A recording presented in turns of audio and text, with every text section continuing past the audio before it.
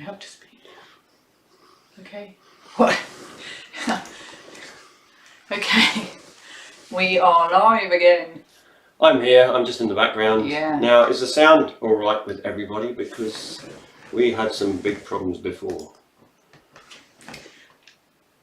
Good evening everybody.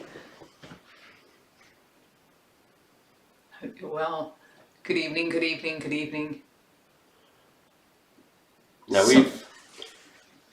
there is a little bit of a delay on this, and we will be, I'm just setting up the chat on the page as well, so you can see it on here.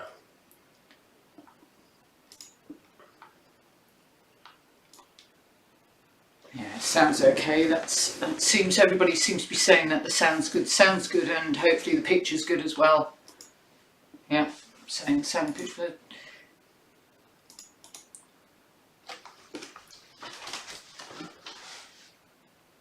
So we'll be with you shortly. Just setting up a few more technical bits here. There we go. Yeah, that's it. What colour would you like it? White? White. White. With black. Lightly? Oh, white. With writing. Otherwise I can't see it. black writing. Yeah. And should make everybody red. Yeah. Or a nice Oh, it doesn't really matter, I suppose. There we go. Yep, that looks good. If it could be a little bit bigger, that would be great. But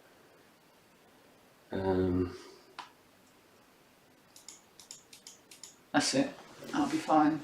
I can read one that. more. There you go. Yeah, that'll be fine. Okay. Right. Oh, somebody's saying nothing here. You're looking. Oh well, look. That sounds. Grey stands out better. Yeah, it's easier for us to read it actually on the white. That's the only thing. And I am sitting in the background. We'll let Rebecca steal the show for now. Like I say, I'm kind of like a technician at the moment. Or yeah, well, I'm so pleased that Troy knows all about computers. When I was at school, they weren't even invented. So, I mean, I don't really know a lot about them. So, thank goodness Troy does. Picture and sound are good here. Right, the only thing we're going to be dealing with this evening is there's a delay on this, and I haven't figured out the delay, how to bring the delay a bit closer together kind of thing to what you see. What you're seeing will be, what, 3 seconds behind or something? Oh, I think it was probably even a little bit longer than that. Yeah. So I'm not sure what the delay on this. This is a program called XSplit, and that box is in my head. Move then, unless you don't want to be seen. Yeah. Oh yeah, we've got the camera's there. Camera's there. I'm looking at the screen. You see, the screen's down here, but the camera's obviously here. And let's see. We'll try and keep up with your chatty bits today, because obviously the last time everything was moving so quick, and of course we did have this problem with the sound. Now I'm hoping we won't have this problem again. We've actually bought a brand new camera. And because we were using the actual one of the film cameras, we connected it through the computer and used that. But we actually went out and bought a very expensive camera, and just for this basically. So hopefully, if there is a disconnection or anything happens, we won't have to restart the stream. Hopefully we'll be able to just connect back, and everything runs smooth again. It'll be just like a little hiccup when it happens. This is Guernsey Internet. I was just smiling again because someone says your head's in the picture now. You've ruined it. But they're saying that there's delays on everybody's stream. It's natural. Yeah, yeah. It's just weird when you when we were testing it out, and you could see this sort of, you're waiting for it to happen kind of thing. Because I was watching at the time I was talking, and there I wasn't there, and I'm trying to talk, and you know how it goes. It's just really odd. I mean, you don't normally can set the delay. There's normally a little thing you can set it with, but I haven't actually found it on this program yet. Yeah. But we started messing around with this about 2 hours ago. We started. Oh well, even further than that. Yeah. A couple of days. Well, I had to learn the software first, because this is, like I say, a XSplit, and it's the paid for one, because it came with the camera. You get a 12 month subscription on it. So yeah, it was a learning curve for that. And obviously the new camera, I had to learn that, which isn't too bad. And the sound issues as well that everything was going brilliantly earlier on, and then all of a sudden, we suddenly getting like, I'd say something, and it would repeat itself 5 times on the stream. For no reason, for absolutely no reason. Nothing was, and then of course you've got to try and backpedal to think, did I change something? Yeah. So anyway, we've done. Well, literally, that's why we're a little bit late. I was literally at the last minute. I'm going to do it again, try again, but boom, get it set up, and here we are. So hopefully everything's good now. And what have we got? So, well, everybody's talking about. They're talking about weddings and all that kind of thing. So I don't know where that's all coming from. Yeah. So steady on, guys. Steady on. Fish. We're here to talk about fish and computers. There's no time for weddings. No, there's no time for that kind of thing. It's all about fishing. It's all about fishing. And as you know, Rebecca went on her first Orming trip or abalone trip, and we've been building up for ages about me going ormering. So of course, as you probably all know, it's at certain times very strictly guarded. So had to wait until the first tide, which was just after Christmas, wasn't it? 2nd of January. I don't know. Yeah, anyway, second, I think. First tide, yeah. Absolutely, we were going no matter what the weather, and started out okay apart from the gale. Going down over those rocks. I mean, you have to go out quite a long way through clambering over the rocks and everything, and of course in the wade the waders, that was funny really, but she's never worn waders. No, I did, thankfully off camera. I fell over and nearly cracked my kneecap, and I pulled a rock up, and I mean my finger swelled up. I mean, it was for days, it was bruised afterwards, but I didn't say anything because I was so enjoying myself. Yeah, and the taste, I mean, I cannot describe the taste. I think I've had something in the past which is a similar unique flavour. I mean, I'd say it might have been razorfish or something like that, but it's got a flavour unlike anything else, but really intense. And it's just amazing. And I can see, because I said to Troy, you know, why in years gone by, when the seas were stocked with lobsters and crayfish and everything, why would people go down the beach and pull off these tough mollusky things off the rocks? And he said, you wait. And he wasn't wrong. They were amazing. Yeah. I mean, I would say that I would have those every day of the week. I think it's with almonds. I mean, when you get them, when I was younger, right, when I was a kid, I used to like them fried more, but then I was never a big sort of casserole fan. But as time's gone on, I actually prefer the casserole now, because the thing is with them, when you just fry them, they can be quite tough, and every ormer varies. Sometimes you'll get them and they'll be soft and easily chewable, and other times it'd be like eating an old shoe. It depends on the particular ormer. Some ormers you can bash the hell out of them for the next hour and they'll still be tough. So when you casserole them, it tends to soften them down, and it also puts all the flavour. It's really weird, but it puts the flavour into the gravy. It also makes the bacon taste like abalone, and it's a very unique flavour that people have asked me what it tastes like, but I mean, I've never been able to describe the flavour. It's just it's very unique. It is hard. It is. You can't say they taste like this or that, because simply they don't. Well, you have to try them, and then it's like, see what you think. It's like, I mean, someone asks you, what does an orange taste like? I mean, it's like, it's really hard to describe. But let me just ask, somebody is asking you, do you ever catch cod off the shore or never see you fishing for them? No, not here. You used to get some a long time ago. We used to get some, but with all the the cod being fished heavily, the most southern region that they are in, which is us, they've pulled back, and on top of that you've got the warming of the seas and that, and so everything's sort of moving up. We're starting to get weird things like triggerfish and bonitos and all these sort of Mediterranean kind of species moving up, and this is probably as well why the abalone is doing quite well, because it's getting a bit warmer now again. But cod, I've only ever actually caught one off the shore, and that was over here, and that was a really weird time of year. That was in September, which is like when the sea's in warmer.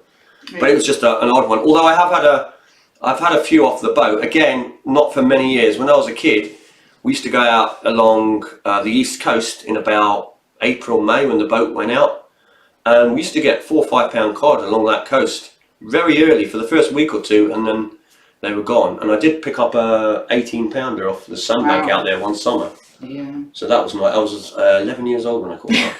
I was sitting on the floor. like that all night. And my dad's like, you you're going to claim to catch it, you've got to bring it in. And so yeah, that's it. Trading tough. yeah, it was. Yeah. But I got it in. Yeah. Someone said hi from Arizona, so that's hi in Arizona, and also Enniscorthy in Ireland. So hi to you what? too.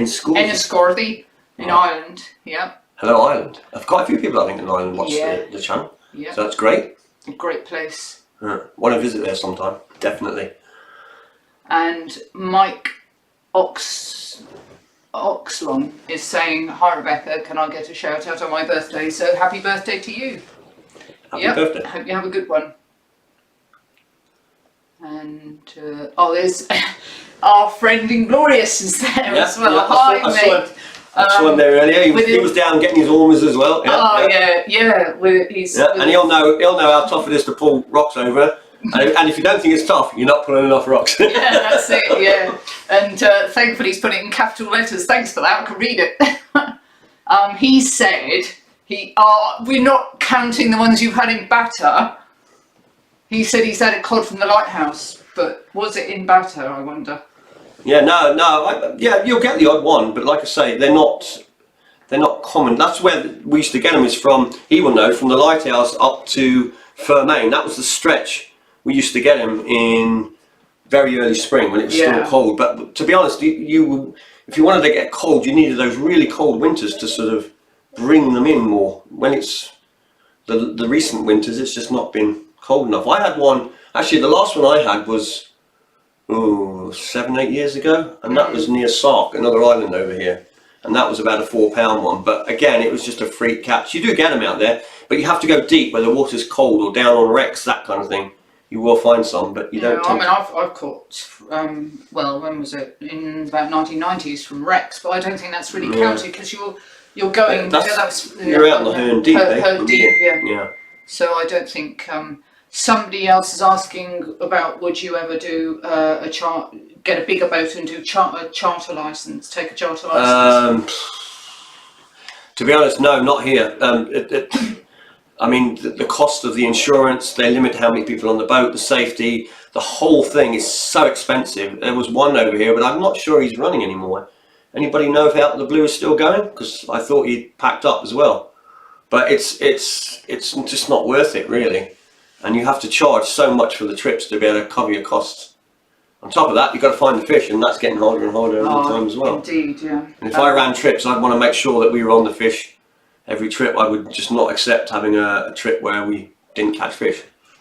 Yeah, Danny's saying that he's only ever had one. I saw that up there. Yeah, you've read all that. Hi, Steph. See, she's there as well.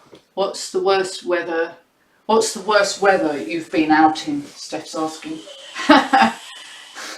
The worst weather, that's really hard to say what the worst weather is. Well, the worst weather you've been caught out in? Yeah, I got caught last year or the year before. I was up by the lighthouse, which is about a mile offshore, and it was a bit lumpy. It wasn't too bad. Then basically all hell broke loose, and that was the one trip I can honestly say I didn't think I was coming back. That was the one trip, and I couldn't get through any of the channels where the rocks are to get back because the water just started rolling, and it was just smashing white water going across the channels.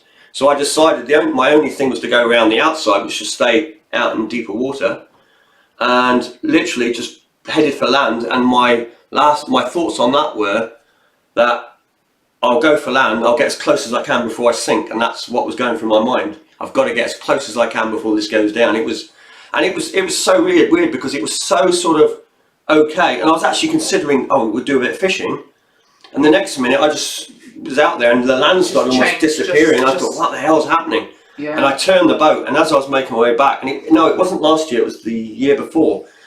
Last year? Not last year, the year before, because that was the year I made the decision to change the boat. Because then when I was coming back very slowly in the tide, I just thought I need a bit more speed to get out of those situations. And what happened the next day with the engine? The engine broke down as we took off the mooring. Yeah, and that's what churned my stomach, because that was the day when it broke down that morning. As I left the mooring, it suddenly came back to me that if it had done that in that water, I would have lost control of the boat, and that would have been it. Because once you lose control of putting your boat into the waves and that, and it goes side on, it's game over with a small boat. It's one of those wake up moments, isn't it, when that happens? You just and then since then I've kind of cut back on going out in any weather that I think might be a bit, you know, you do as you get older, you get a bit more wiser to it. And like years ago, we go out in anything, but now, no. Yeah, says Hannah as well. Hi, Hannah. Somebody said, I mean, this was a way back comment, is what I'm going to say attracted me to you. What attracted, or what did I, what? It was that sweet scent of oh, yeah, that's what it was. Yeah, that rotting smell of bait. rotting bait smell. Yeah. All that expensive seafood. Yeah, that's right. Yeah, lured me with the smell of bait. Happy New Year. Actually, there was a comment before about somebody was saying about Jerseyman. I don't know if there's that one I was saying about the Jerseyman. Jerseyman had gone to Ireland to live, so I kind of think it's a little bit of home from home there. Yeah, I'd love to go down and visit Ireland. And I know you used to have a lot of really good fishing over there, but I don't know what's happened with all the EU stuff and that, how that's gone. Now, I know it used to be legendary for catching bass down the southern part, I think. Yeah, they look after their fish. I mean, I always remember when we were kids, it was like, oh, Ireland, that's the place to go to get great big bass and that. It's a lovely place. But I know that you'd been protecting it for a while, but I'd like to say, I don't know what happened when you got into the EU and how that changed or affected your fishing, but from what I keep hearing all the time, it's not good, so. Yeah, and there's all those lakes as well. So Cardigan Bay, they're saying, you okay, Troy? Yep, I'm good. Good. Right, Cardigan? Well, Dave, how's it going? You made it this time. And yeah, I think it was you, Fishing Dorset, saying, are you two not married? No. Are you two not? No. Nope. Smelly bait always attracts the best fish, yeah. I love your abalones. Oh, come on, guys. This is about fishing, not innuendos. Yeah, Steph's saying we had some treacherous times fishing in Ireland. I don't know about fishing. I think it was launching that old kayak in the water. You won't get wet, not today. Now, Cardigan Bay, what was that picture I saw of that reel? Was that your reel that blew up like that? With the yellow line on? Because that was quite an explosion on that reel. I haven't seen one of those for a while. It was a good. We were commenting on that earlier, weren't we? So you said it was new line. That's the ones you see your mate when he casts. Yeah. It does that, and you go, oh no. Oh, I'm really sorry. Yeah. Would you like a hand with that? And you're thinking, yeah, I'm going to get all the big fish now.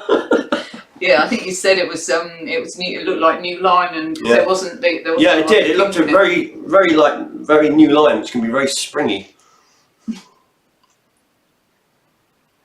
Hang on a minute.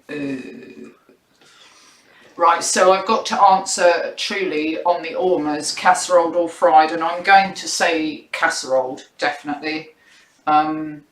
I think it's just the whole round flavour of when they've been simmering for an hour and a half to 2 hours normally. Yeah. It brings all the flavours together, and having had it fried, really nice, but I think it was just a standalone. I can't really describe it. It's like a standalone flavour, but with the casseroles, all of the flavours that went into it were all blended together. So I'm going to say casseroled. I mean, I will probably, because there's another tide, obviously there's more than one tide, and next time we get some, I'll probably try one, just the whole thing fried, just to see, and then I can try it so many different ways, stir fried and... Just change the subject, you put, did that little, it's new line, yeah, new line. Did you go for a big cast with new line? Because that's always a fatal mistake. It's always good to get the line worn in a little bit, because some lines actually are very supple and they'll go around the reel really nice, but it's the same when you load it on. Sometimes if you don't load it quite, and it's sort of, it's springy. It hasn't tightened up properly on the spool, because you're putting it on and you might get a different amount of tension, and then when you bang it, it just... Yeah. So a few smooth, gentle casts first is always a good plan before belting it out. Yeah. Somebody's saying try the ormers battered. So I suppose you've got that tempura batter, haven't you? I can try. I'm going to give it another try. Give it another taste test. It might not be actually on a video. Maybe not. But one thing I was saying about, I don't know if people watched the one on dogfish that we did, the catch and cook on dogfish, but I did say about doing it smoked. Yeah. Just try that, because it could, you know, things turn into amazing taste when they're smoked. So that will be. Yeah, I want to try dogfish in different ways, because we had it and it was fine, but for me there was this very slight undertaste, and I'm not quite sure what it was. Yeah. But I think what was it we suggested? We did say smoke. We said something else as well. Was it deep? No. No, it was deep fried, wasn't it? Was it deep fried in butters, maybe? Yeah, I think it. Well, that's how we had it, but milk. That's milk. right. Oh yeah, the milk. Some people put it in milk. milk. I've seen that. A lot of people put their dogfish in milk before they use it, or something like that. So I thought I'd give that a try, because if a lot of people are doing it, there must be something to it. So. Yeah. I mean, it has got a distinct flavour, like perhaps Place has. Place has got. Just catch up on a few of these. Yeah. I mean, Steph, that must be to Troy. What's your favourite fish to eat? Brill, probably brill. At the moment, it changes. I mean, I've had times when it used to be gurnard, and what else? I can't remember. There was another fish, but brill's one that's always been a really nice fish to eat. What's that? Your favourite YouTuber? Favourite YouTuber? Yeah. My favourite YouTuber. It's probably that guy that does that quiz. No. I don't know. See, I watch. Are you talking like fishing channels? Or are you talking regular channels? Because my favourite YouTubers are like would be like some of the tech channels, like Gamers Nexus, which is they do teardowns of computer components. And I know that sounds a bit, but I've sort of really enjoyed watching those things and learning more about technology and that. So probably that one, or Red Bread. Brad is a gamer. I like watching some of his stuff. And fishing channels. Well, there's so many. I kind of look at a little bit of every. I don't think I really have a favourite. Yes, I doubt there is a favourite. I mean, they each to their own merits. Somebody's saying, I don't know if it must be me, have I met Smash and Inglorious? Well, if you're still there, Inglorious, I did see you in the fishing tackle shop. When I was in there buying some stuff, I saw you because you were trying on clothes. He was trying on waders, I reckon. Trying on waders to go ormering, yeah, no doubt. Yeah, I did see you in there. Obviously, you know me, so yeah. I wasn't spying on you. Putting the dogfish in the milk removes ammonia, which is I think what it was that someone had said. Yeah, because that was a problem I had years ago. I had a dogfish which I took home, cooked it up, and I was almost sick. And I think it was because I left the stomach in it. And that was when I was a lot younger. I wanted to try it. I never tried it since, but I'd heard about obviously the ammonia, because I think they weed through their skin like a lot of sharks do, or can do. Yeah, so they say. It makes sense. But the thing is, you said, like what some others have said, like when we caught those ones, they were killed straight away and then had guts removed instantly. Yeah. And that was partly to prevent that from happening. I always understood that's what you had to do. It's the same like pollock. If you ever catch pollock and you want to eat it, make sure to take the guts out straight away, because some people are like, oh, they stink and all the rest of it. Get the guts out straight away. If you leave the guts in, it'll take the flavour of the meat. So mono or braid? For sure, I'd use mono. Boat, if I'm deep, I'd use braid, and then I use a bit of both, depending on what I'm fishing for. I like to use mono still, because you see I do a lot of fishing for bass, that kind of thing, and mono is a lot more forgiving. So if you hook the fish and you get it close, you don't run out of stretch. I know you use shock leaders and that on it as well at times, but then you just avoid all the knots and things going through your eyes. So if I'm going down deep, then braid. If I'm fishing from the shore, then I always fish with mono. Again, braid is a problem on the shore, is if it nicks a rock, it'll literally just give. Yeah. Whereas mono can take a bit of beating if you go over rocks and that, but braid won't stand that kind of abuse. It's really strong, but if it touches a rock, it's gone. What I'd heard about it is that you're really in touch with the fish. Yeah. But it's got no give. The thing is with braid, when you're fishing, it's a slightly different thing, because when you get a fish takes it, you've got to give it a little bit of time. If you're too quick, you can sort of lip hook it, and then if that happens, you can literally rip the hook out with braid, because there's no giving it. This is what I'm saying, that mono is more forgiving on, like when you're fishing. Yeah. Like when you've got a big fish or something, it will give a little bit. As you bring in braid, you lose the stretch as it's short. Well, you've got no stretch, but as you bring it in closer and closer, eventually you could just literally rip the hooks clean out or bend the hooks out. Yeah. So it depends what type of fishing you're doing. Deep water, I put 50-pound braid on. and then I put a sort of 40 pound, 30 pound leader, and then I put my smaller lines on after that, and that's great because you get the contact from having so much line down to the bottom. So I mean, braid wouldn't be for an inexperienced fisherman then, for that reason that you wouldn't want to strike it too early because it would. Someone's.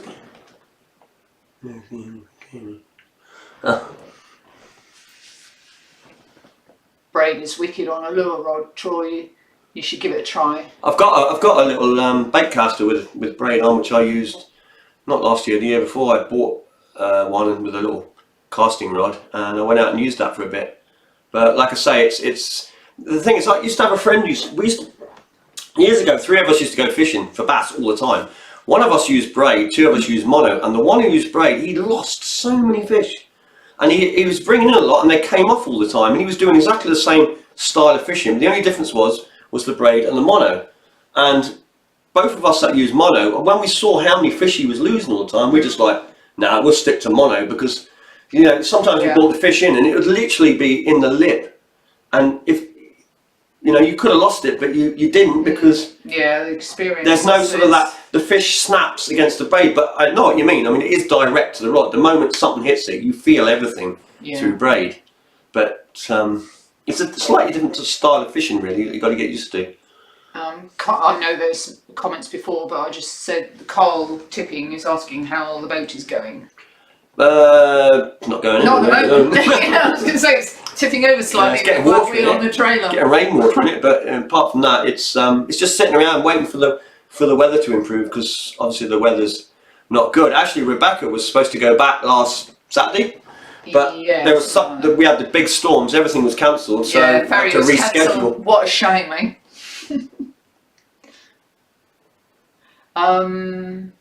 I think there was confirmation about the soaking in the milk and the urine and the ammonia and everything. So there we are on that. So thank everybody's saying to everybody else to hit the like button and get your channel to grow. So thanks. Yeah, thanks to everybody who subscribes, everybody who likes the channel, and all that sort of stuff. Sharing on Facebook. Sharing on Facebook. Do it. Share. I didn't actually put up an alert to let everybody else know it was going to come up. I only put that thing up on YouTube earlier, but that's because I was trying to get everything running, and we just ran out of time. Some comments gone off there now, but asking you about, do you either why don't you, or do you use soft plastics for lures? I use soft plastic sometimes.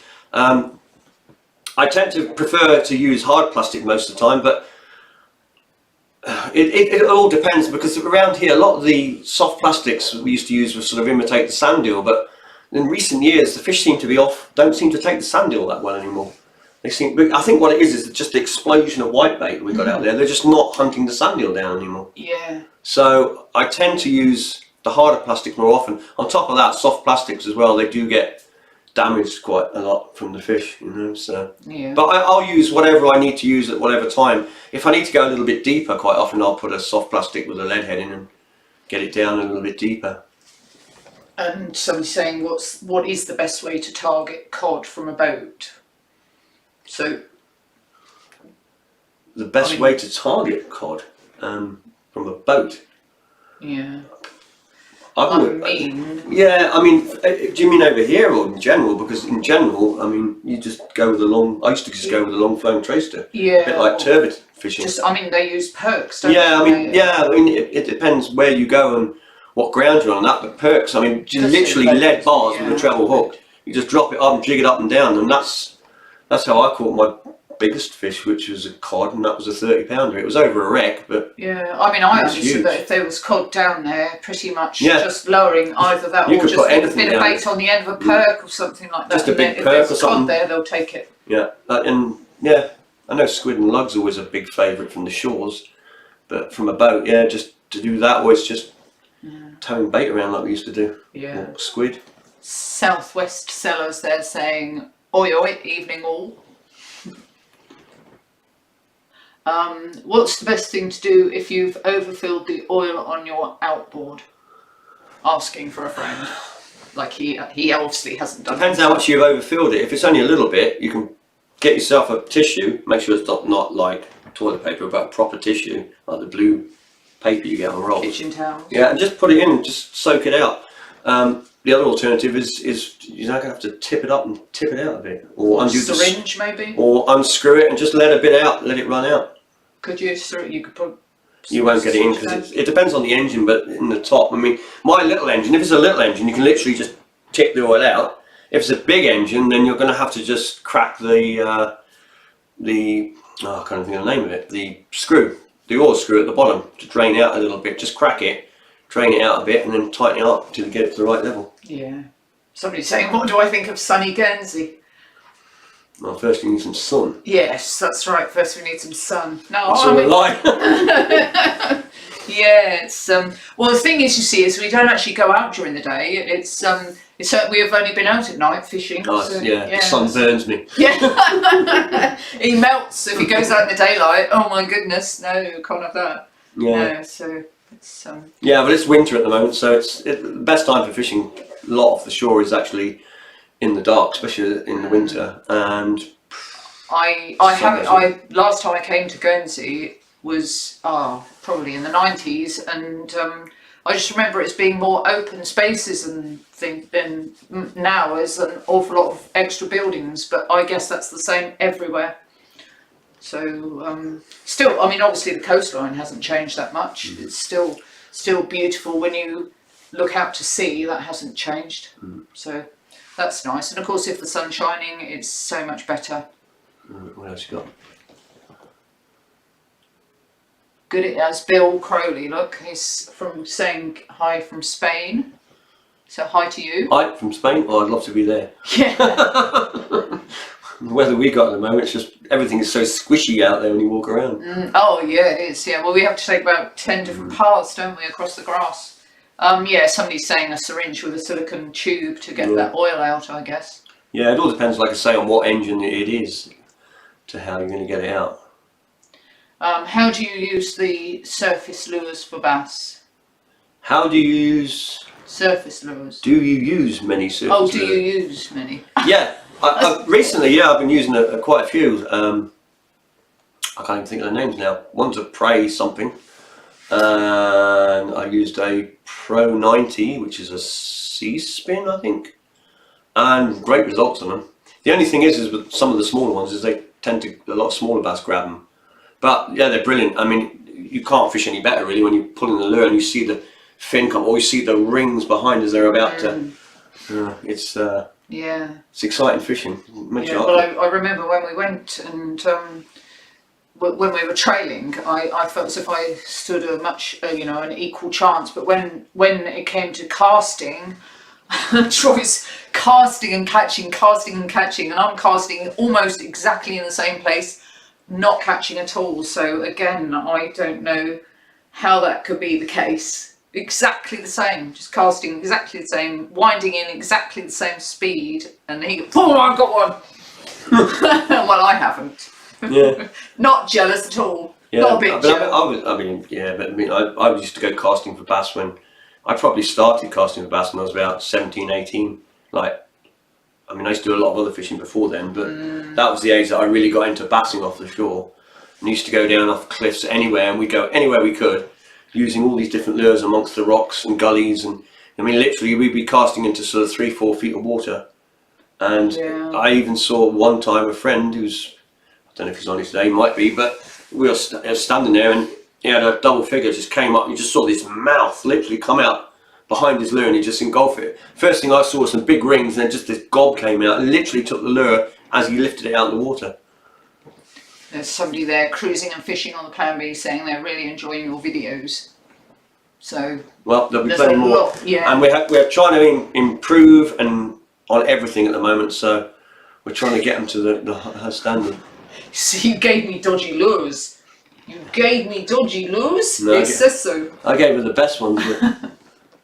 Because I'd rather she caught them than me, because I mean I've caught a lot of fish in the past and a lot of big fish, so it's just nice to see her catch a lot of fish. And Strike Fishing says that you always do that to him as well. He's fishing right alongside you, and he didn't. Oh, thanks, but that makes me feel better. He still does well though. He's he's got himself a boat and stuff. And Yeah. So I've seen your catches on the Facebook. You get some nice things as well. have you got a favourite rod? Difficult, isn't it? A favourite rod? Yeah, I do actually. Beach and boat. Then. The only really favourite rod that I've got that I still have is I had a Paul Kerry Procast or something like that it was called. I've still got it. It's the one I use even now when I go off the beach. I still use it, and I bought that when I was about 18, 19, and it's still going. Fantastic rod. Capable of casting up to about 8 ounces on it, and it's caught so many fish. I've used it for even for spinning for bass. I used to use that thing, 12-foot spinning beach caster for catching bass. The only trouble is like I've tried it in the boat as well, but the only thing with the boat is you can't reach the fish. Yeah, that's right. Yeah. The rods, you've got to slide the rod out to sea to get the fish in. Yeah, but they're great. They're great for sticking across the boat, keeping your lines away from the engine room. Yeah, outriggers. Yeah, outriggers. Yeah. Yeah. Somebody's saying hi from Florida. Hello, Florida. And some good fishing down there by the looks of it. Oh, here's one. Do you ever get bonito here? I've had one or two, not many. I've had 2 or 3 small ones, and I've had one of £4, I think it was. Yeah, what a catch. Oh, it was mental, that thing. Yeah. Well, you said, didn't you, that it fights like nothing else? Yeah, the hardest fighting fish for its size I've ever come across. Yeah. I mean, literally, it's at one end of the boat. If you blink, it's at the other end of the boat, and you wouldn't have seen it go. It's just insane. Somebody was saying that it'd be nice to get barracuda as well. Yeah, quite toothy, those things. Yeah. Slice right through the line. The Guernsey caster saying, would love to go fishing with you one day. Well, there's plenty of time for fishing. Anytime we're going to go and there's when the fish are around. The trouble is it's finding the fish at the moment. It's I've been meaning to do a lot of shore fishing for bass, but I mean there's a few around, but seriously they're I think most of them, like I've said before, a lot of them are hanging offshore because of the whitebait shoals. Yeah. The shoals are so big out there because there's no mackerel eating them anymore that they don't need to come in and feed, they just gorge themselves. Yeah. I mean there's a few bass, but I mean a lot of them are so sort of small. You know, and Tim Collister from the Isle of Man is saying he's made some of your pots and they're working really well. Good, good. Yeah. Yeah, you should get good results with those because we've been refining them for many, many, many years. Still refining them now, actually. I just keep making up new ones. But... Oh, just a moment. Apparently, sorry about this. It hasn't come up at all, but apparently we've missed. Oh, and that's gone as well. There was a donation from somebody. There was a superb donation. So, right. Tanya, did you see that at all? So sorry. Yeah, there was a. There was a super chat. I don't know. Let me just have a check because we've got a super chat thing on here which should come up on the screen when anybody donates, but obviously it's not working. Like. What's that say? It's going to bring this up. Hold on. Yeah.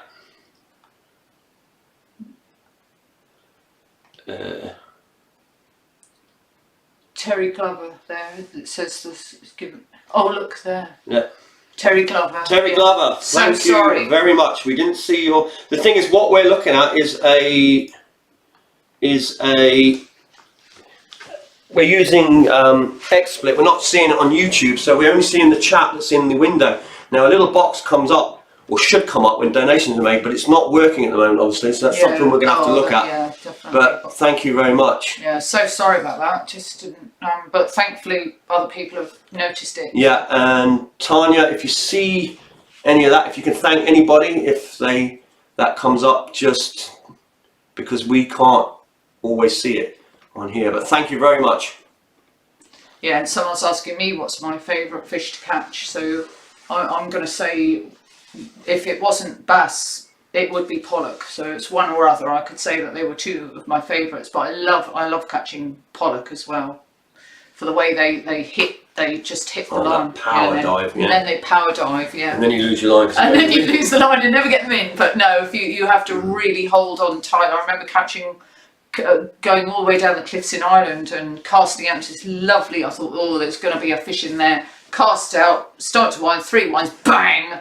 And then the next 20 minutes with pressure on trying, and I didn't get him in. So, but yeah, they do. I do like catching pollock, big ones. if there's any around. £10 towards the wedding live stream. What could they be talking about? I'm just going to put this up. I'm going to try and mess around. Like oh, what's he doing? Just hold on. Oh, so Tanya's saying that the donation shows orange in the top, so it's obviously working, but we can't see it. Ah, does it? Oh, any tuner? Yeah, but is that on the screen? It should show actually on the picture screen. Is that the? Oh yeah, there we can do like that. Let me just see if I can. Oh hi! There's a shout out to Andrew Cole because his two 10-year-old twins are watching. So hi to you boys. Hope you're enjoying being back at school. Don't worry, the holidays are coming soon. Yeah, that's right. Holidays. The next set of holidays are coming soon. It'll be half term before you know it.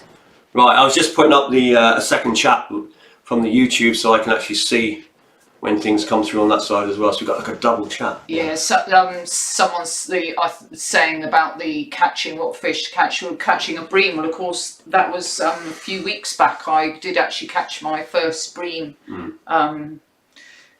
And it did fight a little bit.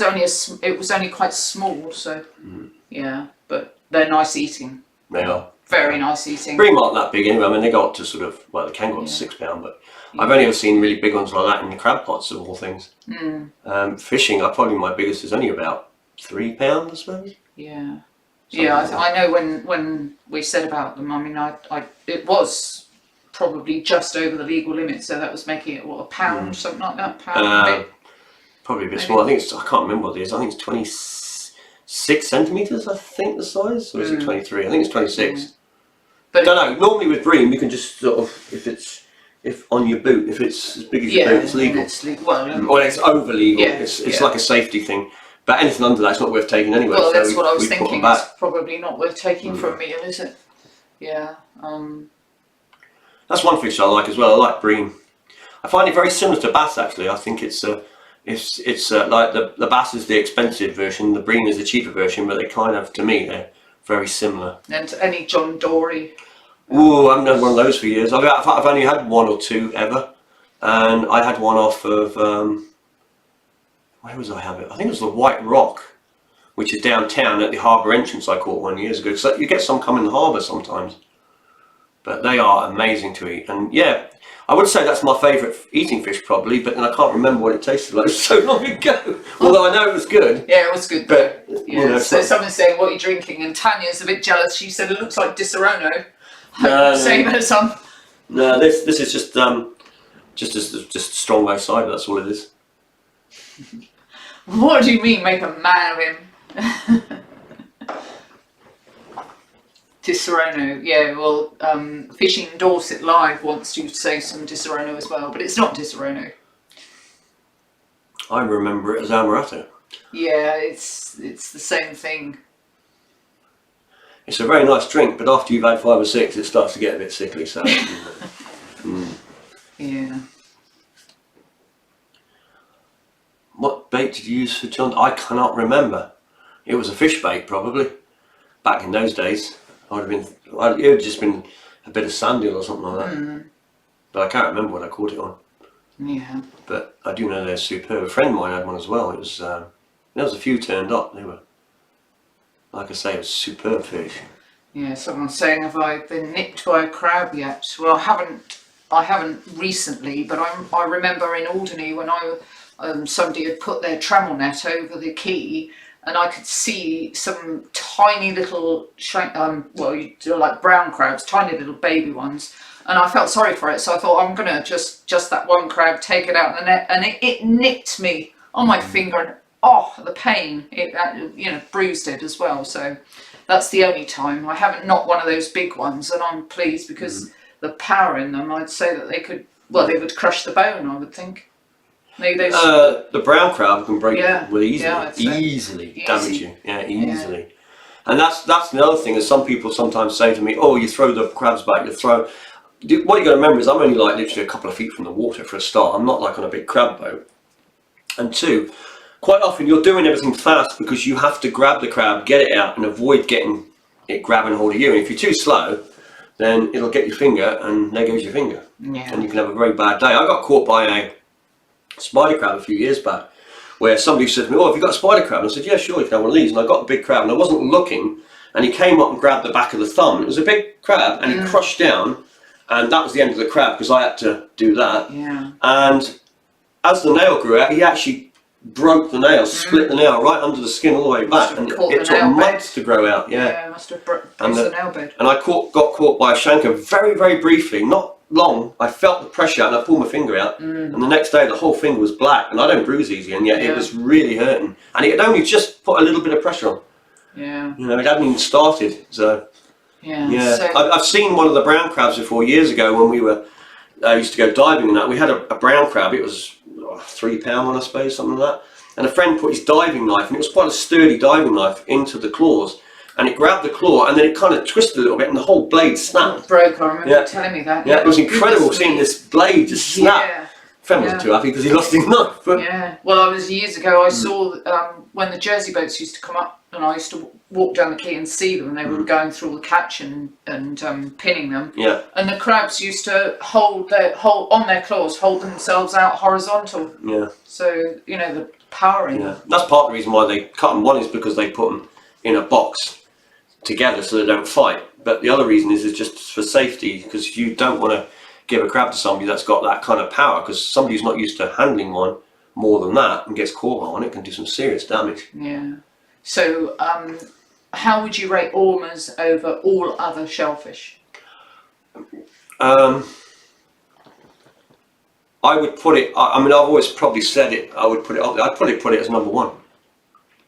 I'd put it right at the top. And then I'd probably go for what I've eaten. I mean, obviously I haven't tried every shellfish in the world. But then I'd probably come down to things like scallops. Yeah, so somebody's saying you didn't catch any cray this year then? No, I didn't catch any. I don't know if I caught any last year either.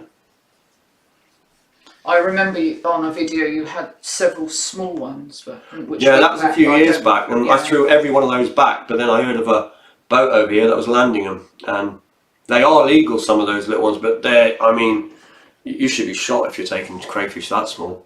Seriously, even the commercial boats that are out where I am throw them back, because this year when I was out, one of the boats out there, he shouted to me and he held one up and showed me it and then threw it back in the water. So. And then his brother, I think, he also had some the year before, and I saw him throwing them back, and we had a chat, and he said, yeah, they just don't take them. There's no point in taking them that small, but there are people, some commercials, that will just take every size one, and it's for what you're getting from them, you're just killing them. Just let them grow. Yeah. And Congas, what is your record Conga? Well, not necessarily yours, or maybe yours or one you've heard of then, the biggest Conga caught from boat or shore. I had one in the boat once, which was around about 70 pound, I reckon. And it came in the boat, and I ended up sitting on the engine while it systematically destroyed the boat, because it was thrashing around and buckets were flying everywhere. And then when it calmed down, I jumped in, grabbed it around the sort of gill area, and threw it back over the side again. I got it his head over, and it just went. And shore is what I've landed is 41.5 pounds. So is that the biggest that's been caught? I mean, what do you know the island record or not? 60 pound in the shore, or it's around 60 odd pound. And boat? Boat, I don't know what it is, 180 pound in the boat or something. They're huge. Is it? Yeah. Yeah. I think the record one, the biggest recorded one, was over 200 pound, but it was so old, the record, that they can't confirm it. But I can quite believe it, because I've seen one that came up along the boat once. I had a small long line over, and I pulled it up, and I thought a truce of pots was laid over me, so I kept pulling up, got to the top, and this Conga the size of a telegraph pole just went all the way off past the boat, and I'm looking at it thinking, holy crap, what am I going to do with that? And I suddenly realised I'm holding the line, so I whipped it around the Samson post, and then I just watched it in the water. It just did that, and it just went like that with its head. 200 pound line went like cotton, and then this thing just went off into the deeps. And the really scary bit about that, it was literally just off the shore. It wasn't even out to sea. It was so close to the watch beaches. everybody swimming then, all those people you'd have a heart attack if you saw morning that. swims. My goodness me. I've had one standing in waders before down one end of the island where there's a lot of reefs and kelp. And I was standing there, and it was very murky fishing one night, and I felt one go through my legs, and it rubbed as it went along my leg, and I'm just standing there going, yeah, it's time to get out of the water. Yeah, it's quite unnerving in pitch black when you feel that running down your leg. Like it's... So again, this is good. Another difficult question about ormers. Do they taste anything like, or did you ormers and calamari comparison? I don't actually really think much of calamari.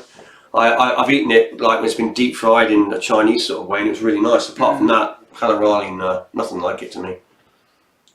And ormers are a lot tougher. If you fried the two together, calamari would be a lot more tender than an ormer, or the outside of the ormer at least.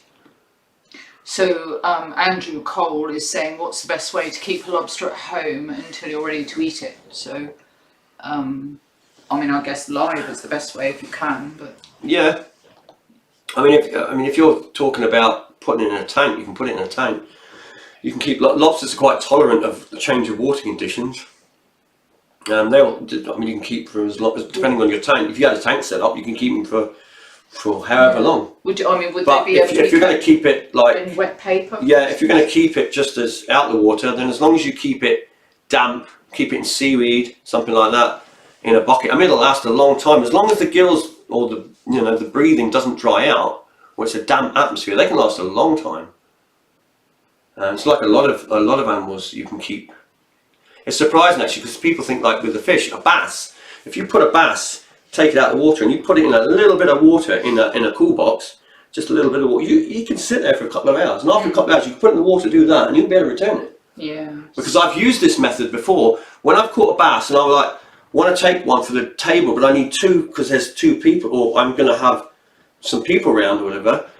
I'll put it in there, the first one, and I'll wait, and I'll keep it in there, and I'll keep it in the intent of keeping it.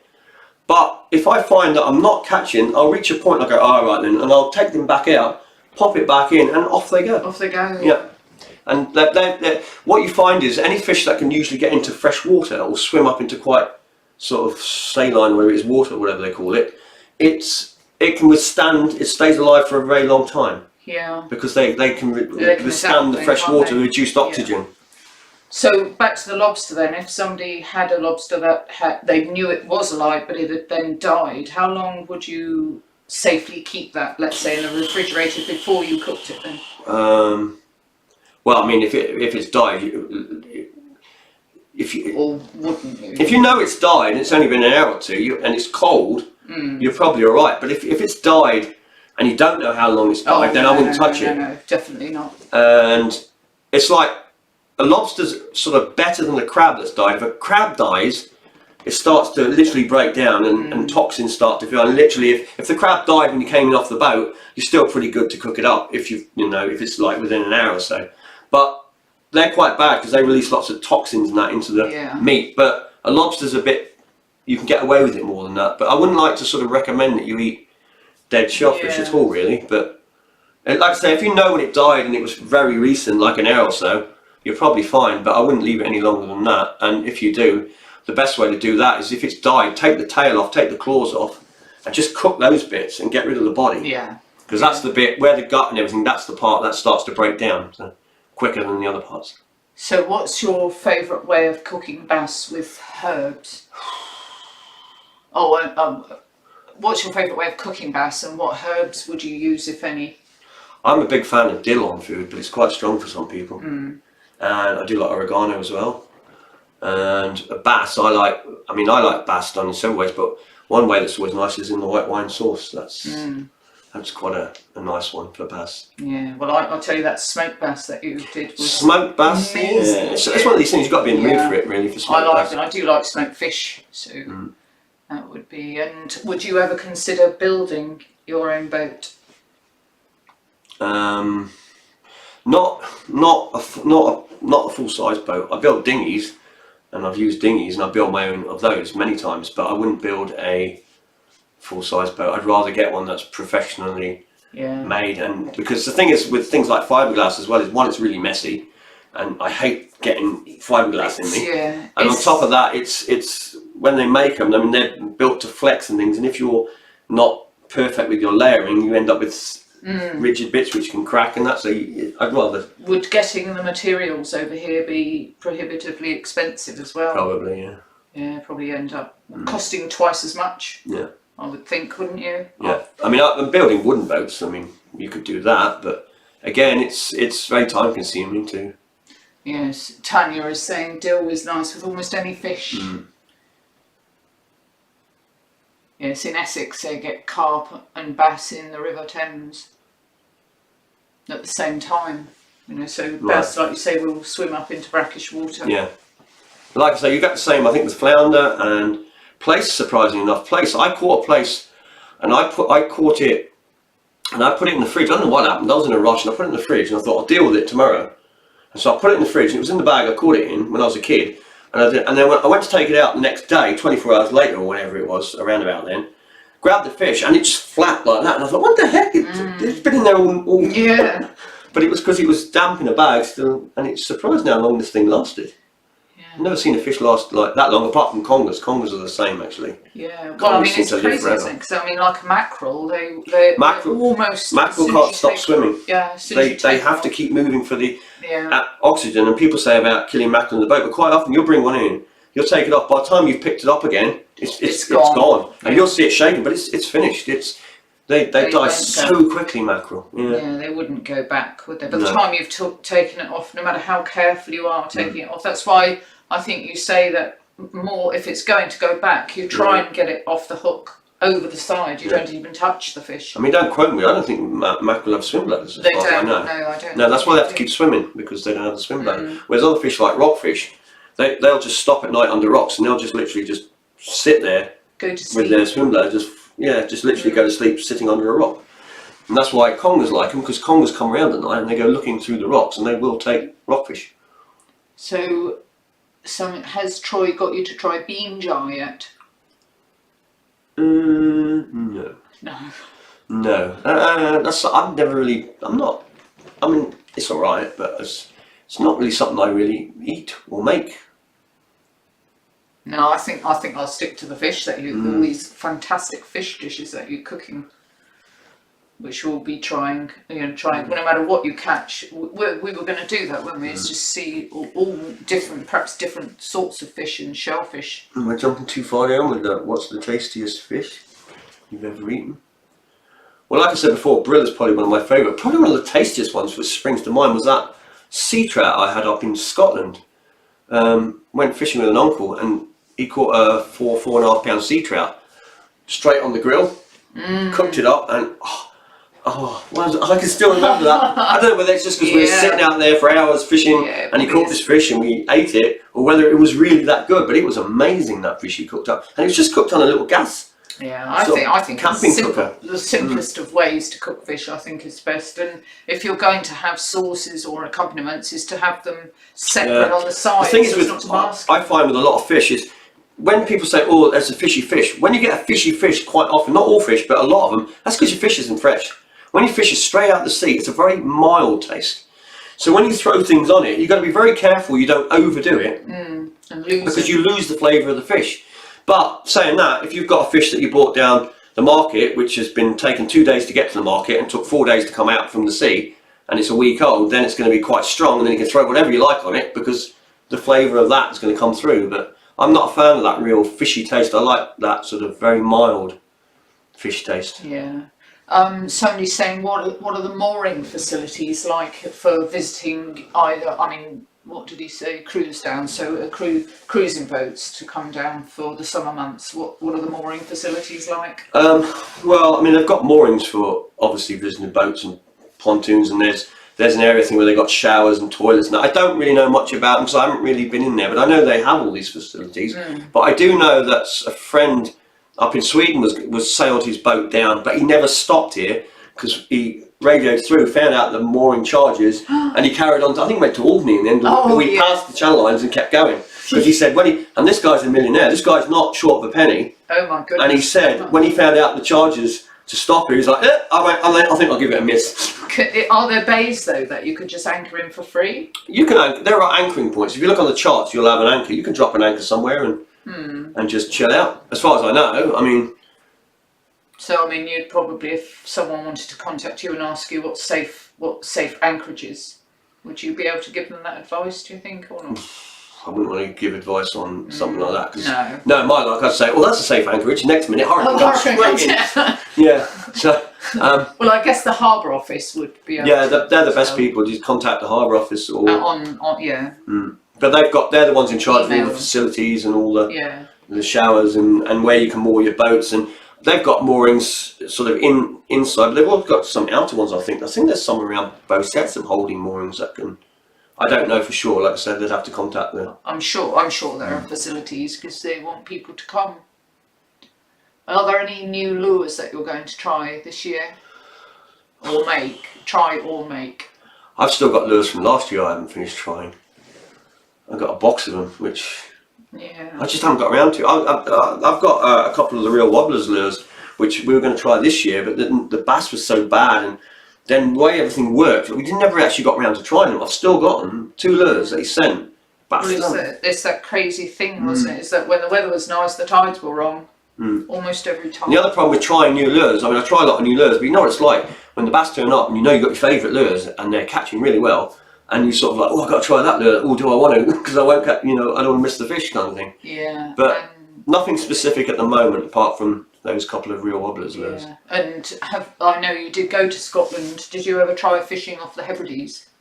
No. Lovely place though. I would think up there going travelling around Scotland. We went up to Scotland in July, August, and I mean, we went across the moors or whatever, or through the Highland area, and apparently it's supposed to be really scenic, right? And all I could see was fog. It was just a wall of fog. I couldn't see anything. So didn't see any of that, and then we went right up to the very end of Scotland, and there was a raging storm, so it was blowing a gale. Then we came back and we went around Loch Ness and a few other places, and one place we went, it was just, there were so many midges. I'd never seen midges before, and I know what they are now. There was millions of them.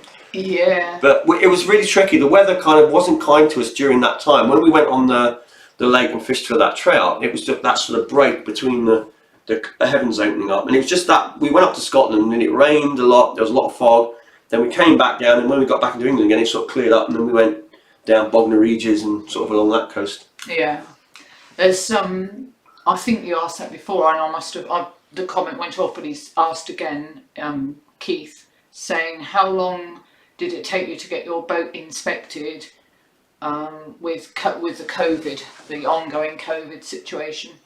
My boat got inspected years ago, the original one, and that was all sorted, so everything was sorted then. Yeah. Then I had an inspection come, I don't know when it was, last year or the year before, I can't remember when he came and did that. And then we've still got this ongoing survey thing, which has still not been, the surveyor has never got hold of me. I've left it in their hands now. Yeah. I have everything is sorted apart from the survey, which has never happened yet, and I've contacted them several times, and just waiting for them. If they don't get back hold of me, what am I supposed to do? Because we've got one surveyor apparently, and he doesn't even live on the island. When COVID is, and I asked him, could I use some other surveyors, and they said no, you have to use the appointed one. So and COVID is this new. It's all kicked off again, hasn't it? So the island is. But they still issued I've still got a license issued. I just haven't had that final boat inspection, but it's a 16-foot.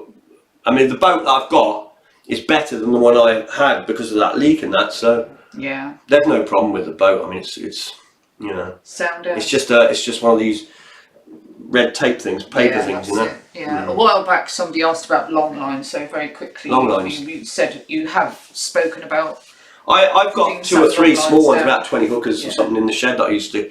So I used to just put them down and get the odd like big turbot and things like that to just for the table, really. I mean. Yeah, and a throw net. Somebody's asking, have you ever? I've never used one. I don't know how well that would work here because you need the shoal and fish for it to drop on.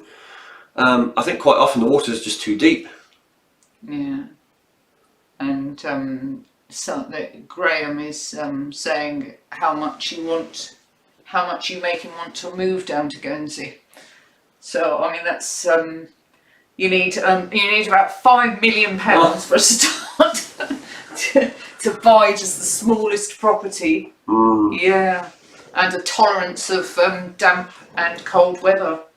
Yeah, there's quite a few people have moved down to Guernsey, and within about 2 years they leave again. Yeah. And they realise that prices here are crazy. crazy expensive. It's I mean, it's like everything else, isn't it? It looks like anything that perhaps you go on holiday to. It looks idyllic, doesn't it? I mean, if you live there, Guernsey has its moments. I mean, in the summer it's going to be a really beautiful place and that. But it's one of these things that if I had, say, £5 million, I wouldn't be investing it here. Put it that way, because you can get a lot more elsewhere. It's as simple as that. I mean, I've grown up in the island, I like the island, but I couldn't justify. Just jokingly. I mean, we were looking at in Ireland, and there was a property there, €1.5 million, wasn't it? €1.5 million. And it was amazing. It was it had about 4 acres of ground. It had its own dock, didn't it, onto a river.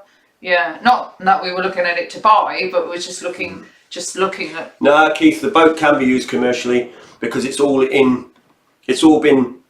everything's been filled and done properly, and it's just waiting on the authorities themselves. So it's only a switch over from a change of boat from the previous boat. So it is. Yeah. It's fine. Yeah. Like I say, I've taken all. If it went to a court, a law case, I've taken everything correctly and done it, and I've kept every record of every conversation regarding them coming and all the rest of it. So I've covered my ass, so no problem at all. Yeah. Oh, somebody is asking again about the crayfish. Have you had many crayfish? Nope, not in the last year or so, or last year or two. And just before it goes off, limpets are a very underrated bait.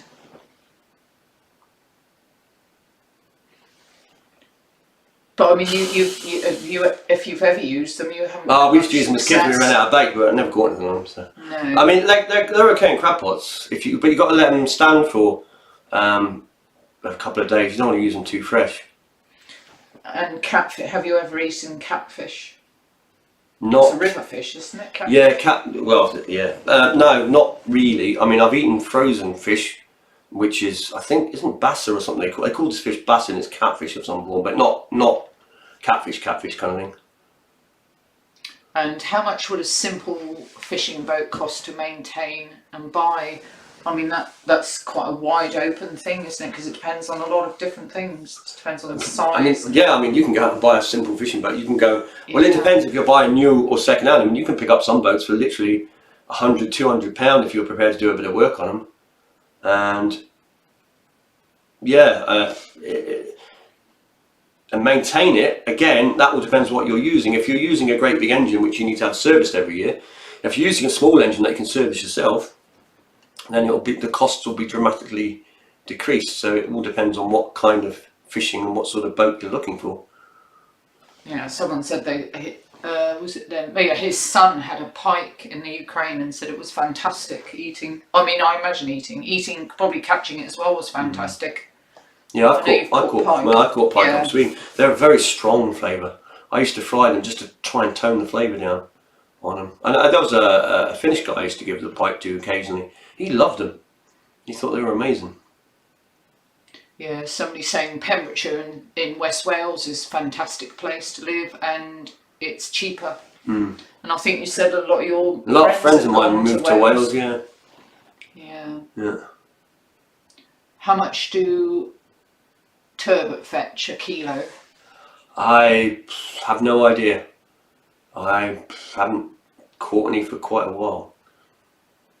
Yeah, moved to Sandbanks. Well, I mean, I'm actually from. And I need to see that one. All right, Colin, we'll catch you later then. Thanks for coming to the stream. Yeah. Yep. And have a good night. Got to be up by 4:30. Oh. That's the time to get up. Yeah. It is the time to get up. Especially when you've got a rod in hand and a tackle bag. Yeah. Anything else? No, you don't want to get up. Someone says only had wrasse using limpets as bait. Yeah, I tried to catch wrasse years ago like I said, when we didn't have any bait when we were kids, you knock a few limpets off, but I didn't have much luck with wrasse either. I think I had a few bites. I might have caught one, but long time ago. Yeah. So in Sandbanks, I know exactly what they mean in Sandbanks. It's millionaires probably. Yeah, I know what the place is. Yeah. It's Sandbanks, isn't it? Isn't it going to get a bit wet in the future? Oh, probably, It's yeah. quite low The lying, isn't it? rising sea levels. Yeah, why would you want to pay money for a property that's going to sink? Yeah. It's crazy, isn't it? But somebody else was saying that they know what you. I think it was Carl. Was it Carl that was saying that? Carl Tipping was saying that Ireland is cheap. He said you get an awful lot of property for your money. On Keith. Perch, yeah, perch. I used to eat perch. Lovely fish, perch actually. To get a nice, good size. Well, I say good size. They only need to be half a pound. And that's what I used to go fishing for a lot up in the lakes in Sweden, and used to fry them up. Yeah. Very similar. Again, very similar to bass. And it is part of the bass family. I think. Is it perch? Yeah. Zander and bass. I think are all part of the same. Don't quote me on it, but I know that. I think they. Yeah, I think perch. Zander's very good eating. Bass very good perch family. Although the fight of a zander, it's kind of like you think, yeah, look at that vicious fish, and you go to catch it, it's just lying there. It's not doing anything. I haven't had a very good fighting zander before. Yeah. Unless the water's just too cold. Right, here's one. If abalones are so expensive, why don't they harvest them and ship them out? No, not allowed to. They prior to around the 60s or whatever, they used to get buckets and buckets of these things. They used to be everywhere, the abalone, and they went crazy on them. And then in the 60s, when they brought in diving, or they had diving tanks and things, they started diving for them. So you had the divers taking them, you had the shore people, and they just started hauling them out to sea and exporting them. And then during the 80s, when we used to go orming, I remember going orming, and you used to get anything between 1 and 3 ormers. It got that bad. But in the 70s, I think it was the 70s, they brought in strict restrictions, size limits, when you could go. It's illegal to dive for them, it's illegal to export them, and they just tightened right up. And like I say, from that point on, right through the 80s and that, trying to find ormers was, you didn't see people on the beach. Heartbreaking, I should think. I mean, I used to go down looking for them, and many a trip was ended with nothing. And over time, slowly but surely, from the time they did the banning in the 70s to now, they've made a comeback, but it's taken that long for them to sort of pull back. And that's why they're not allowed to be exported, because if you start exporting them, that would be it. Plus you open up the market for sort of black market kind of thing, because of the value of them. It's going to rocket if you start exporting them. Say you send ormers up to London, crikey, the price would be hundreds, thousands. Yeah. And of course, then the criminal element's going to come in and say, well, if we can get a load and send them off, we'll dive for them, nobody will see us, sort of thing. Well, I mean, dare I say that I don't think there's enough man-hours of people here that would be able to police all the beaches and everything. No. So, I mean, they can't. The only thing they could do is appoint loads of deputies to police the beaches. I think, if you did bring exporting them, you'd just cause a big problem. They used to farm them. There was a guy over here farming ormers, and the trouble with the ormers, they would only get to around about the size limit, which is 8 centimetres, and after that they would die, as far as I know. And it was because the ormer likes to eat sort of red weeds and all the sort of sea lettuces, that kind of thing. But they feed them, and they'll eat kelp, but because collecting that sort of weed is not good or easy, they collect kelp to feed them. And that's probably part of it, is they weren't getting the correct food to keep growing. Yeah, they don't.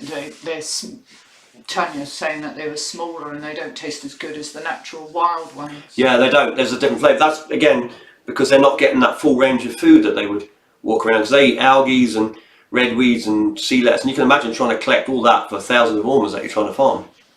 Yeah, somebody's saying that they used periwinkles as bait when they ran out of bait, and they were quite successful. I think periwinkles work quite well, yeah. Yeah. Yeah, the trouble with periwinkles is you find them around the beaches a lot and that, but like here, when we used to go fishing for the wrasse, it was down the cliffs. You don't really find the periwinkles on the cliffs. Yeah. So the bait wasn't in the right place for when we were fishing. Yeah. Well, you said to me the other day, didn't you, that if you want to know what to use for bait, just have a look on the seashore on the beach and see what's there, and then that's obviously exactly when the fish, what you do. Yeah, where fish will when everybody says what bait should I use, you scan the area, see what fish, bait, crabs, whatever it is in that area, and use that bait. Yeah. Quite often, if you bring bait in from other places, it doesn't work that well. Yeah. I've noticed a difference here with peeler crab. We use peeler crab here. When I go and get them under the rocks, I catch a lot of bass. If I buy some in from the UK that come over, I don't find that they catch that well. They do catch, and you will catch on them. But there's a definite drop in the catch rate. And again, I think it's because they're coming out of estuaries, whereas here we don't have estuaries, we just have and there might be a different smell to them, I don't know. Yeah. So that was that. Somebody's fishing sandbanks on Friday. Hold on, I've got the one on the right this time. Retro. Is that retro? Am I reading that right? Look on the right. Oh yeah, yeah. Thank you very much. Yes, thank you. That's haven't missed that one. I'll go towards the new camera. Yeah. Yeah. Yeah. Well, I'm glad nothing has happened there. I touch wood with the sound and everything. It's all been okay, hasn't it? That's why we spent a lot of money on this. Yeah. Because we didn't want to go and get something cheap, rubbish, and then have the same sort of problems. So, I mean, the cameras weren't cheap, but the thing is, using an actual camera as opposed to a webcam, which is actually designed for this. And like I said, we wanted to get a decent webcam, which is this one. And, well, apparently it's a decent one. We went through looking at hundreds of them. Yeah, well, the one thing about it was the fact that it picked up low light levels, yeah. Because that's that was the problem we had with the other the first time I tried it, it was just almost in grey, wasn't it? Yeah, we were getting black and white, switching to black and white when the low level was too low. And it's a weird thing here, because the internet we're running, we do it through the electric through this building, as opposed to, I had it through the air, but now we're doing it through the electric. And of course, when we put loads of electric on, it has an effect on the internet as well. So I'm trying to keep as much electric off, which means keeping the lights down and stuff. Yeah, and then the camera wasn't picking up the colour with the low light level, but this one is. It's only just one bulb. Fingers crossed. Yeah, it probably will go black and silent in a minute. Yeah, he's saying thanks for all that information on the abalones. Is much wiser about it now. Camera's working. Yeah, they're saying it's working great. Yeah, so just to see if I could pick up on any more.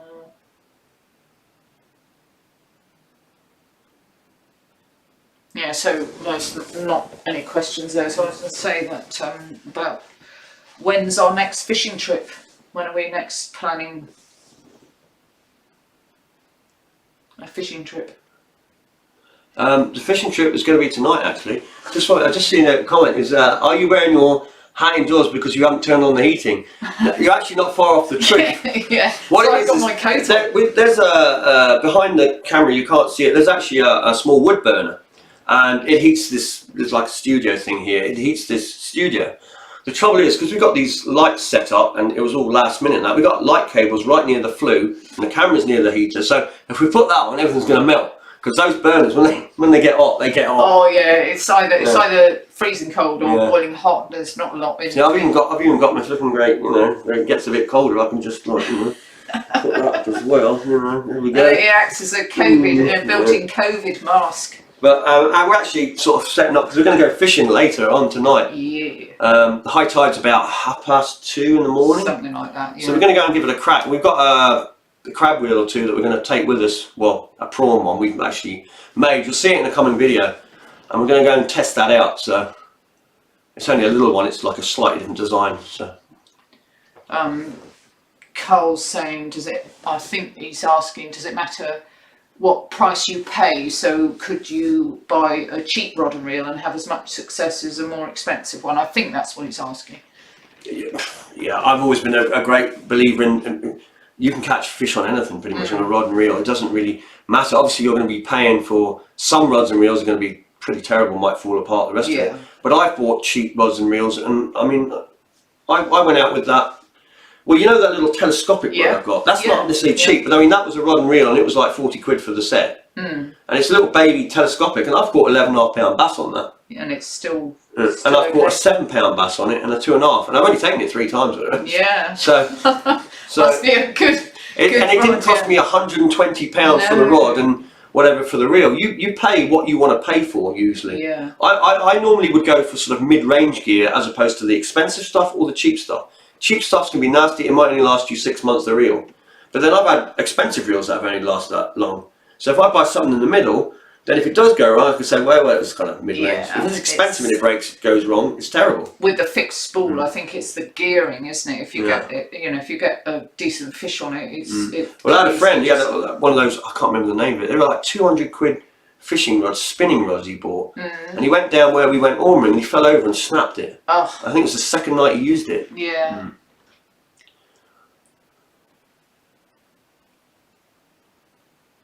Oh, so somebody's saying that they're going to come to Guernsey in May. Let's hope all this COVID is over, you know, by then, so you can go out and enjoy everything, all the restaurants and everything. May, that's when the spider crabs will be around. Yeah.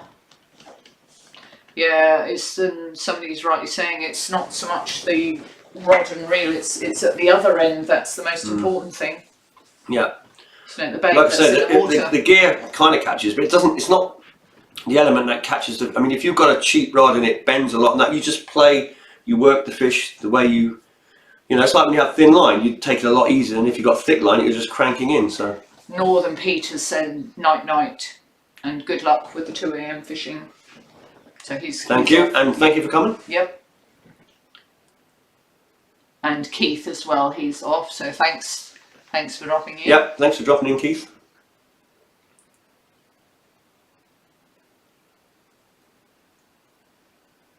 So the Anguilla is saying that their access to the sea is the Bristol Channel. So not sure what lure would work there. So one with a light on it, I'd say the Bristol Channel is it. Flood lamp, maybe. Yeah. And a bell, maybe. I don't know. Yeah, Bristol Channel, you probably want something with ball bearings in it. Yeah, you want a rattling one, so the fish picks up, because that's how they're going to be hunting in there. Is they're going to be hunting with their vibration or their lateral line kind of thing, as opposed to a visual. Yeah, the Tanya's saying that the expensive fishing gear is to attract the fisherman, not the fish.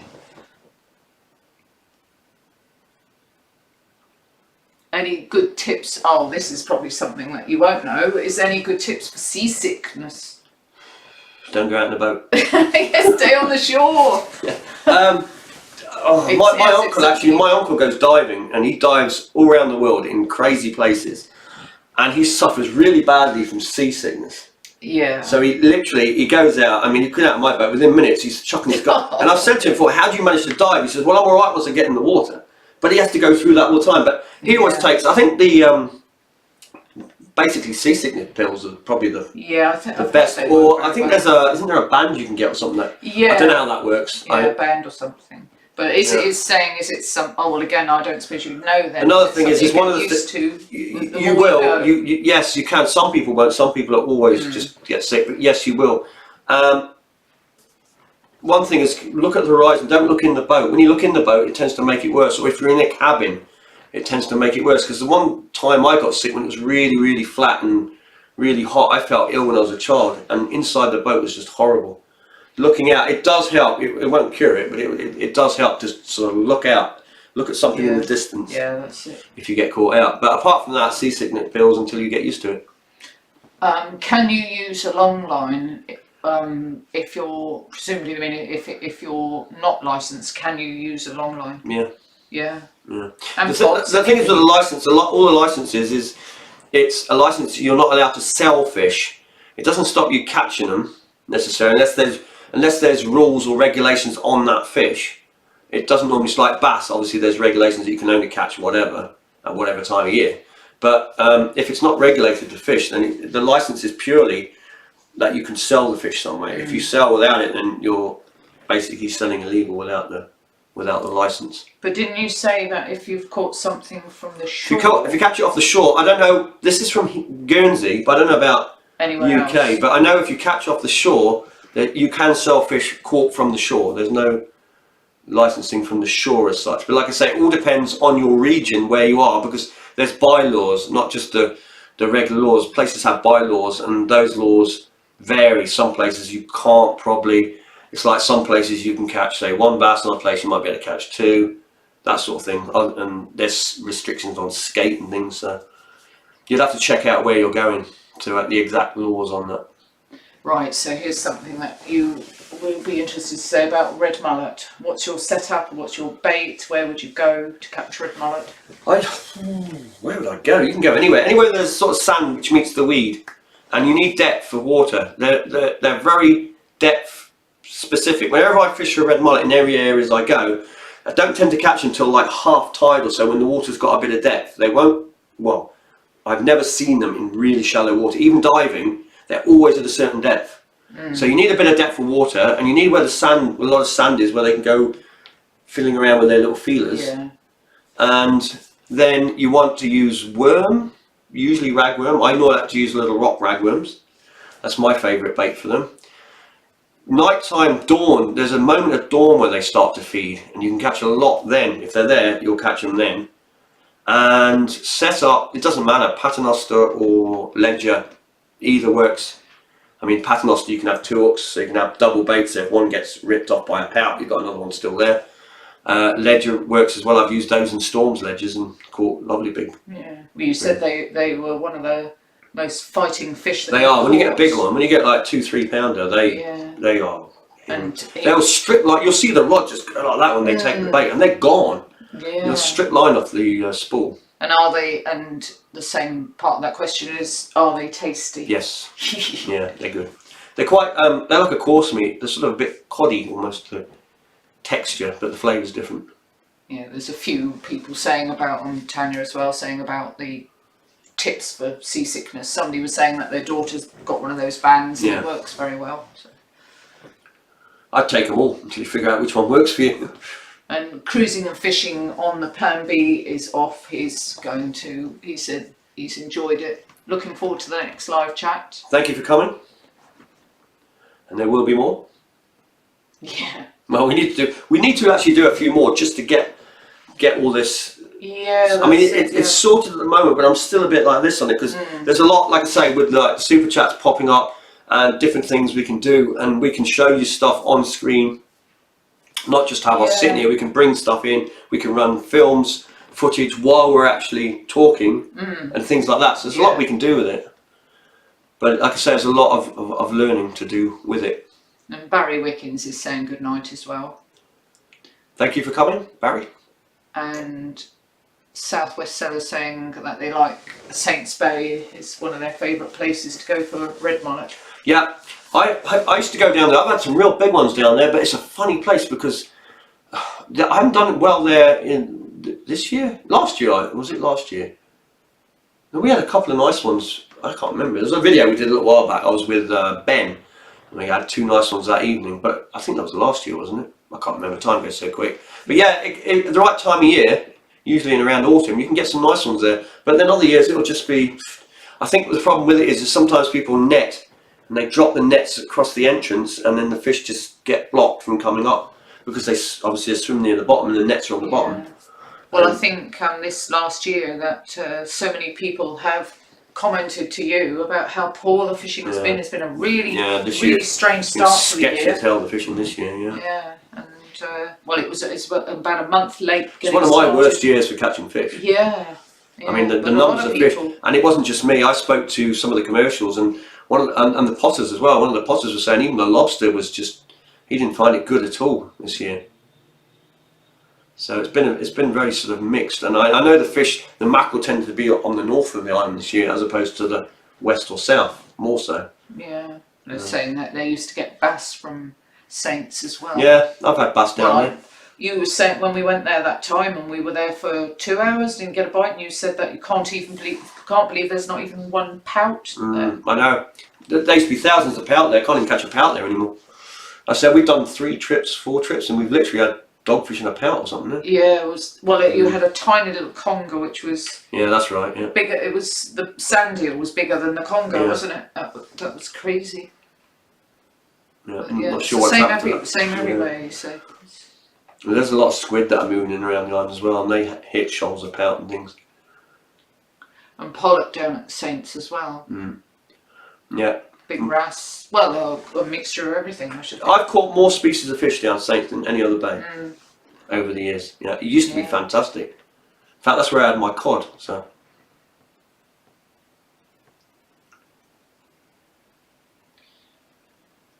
Yeah, there's a lot of people confirming that all the different species down there. Yeah. Just well, you say it's. The only problem with Saints is obviously in the summer is you've got all the boat lines in the way. Yeah. You can fish off the rocks, but then if you go down there at low tide, you'll see that the rocks go out and then it just does that. And I've dived along there, and that drop is really deep. And if you throw your weight over, it can go over. And if you're too close, you'll run into it.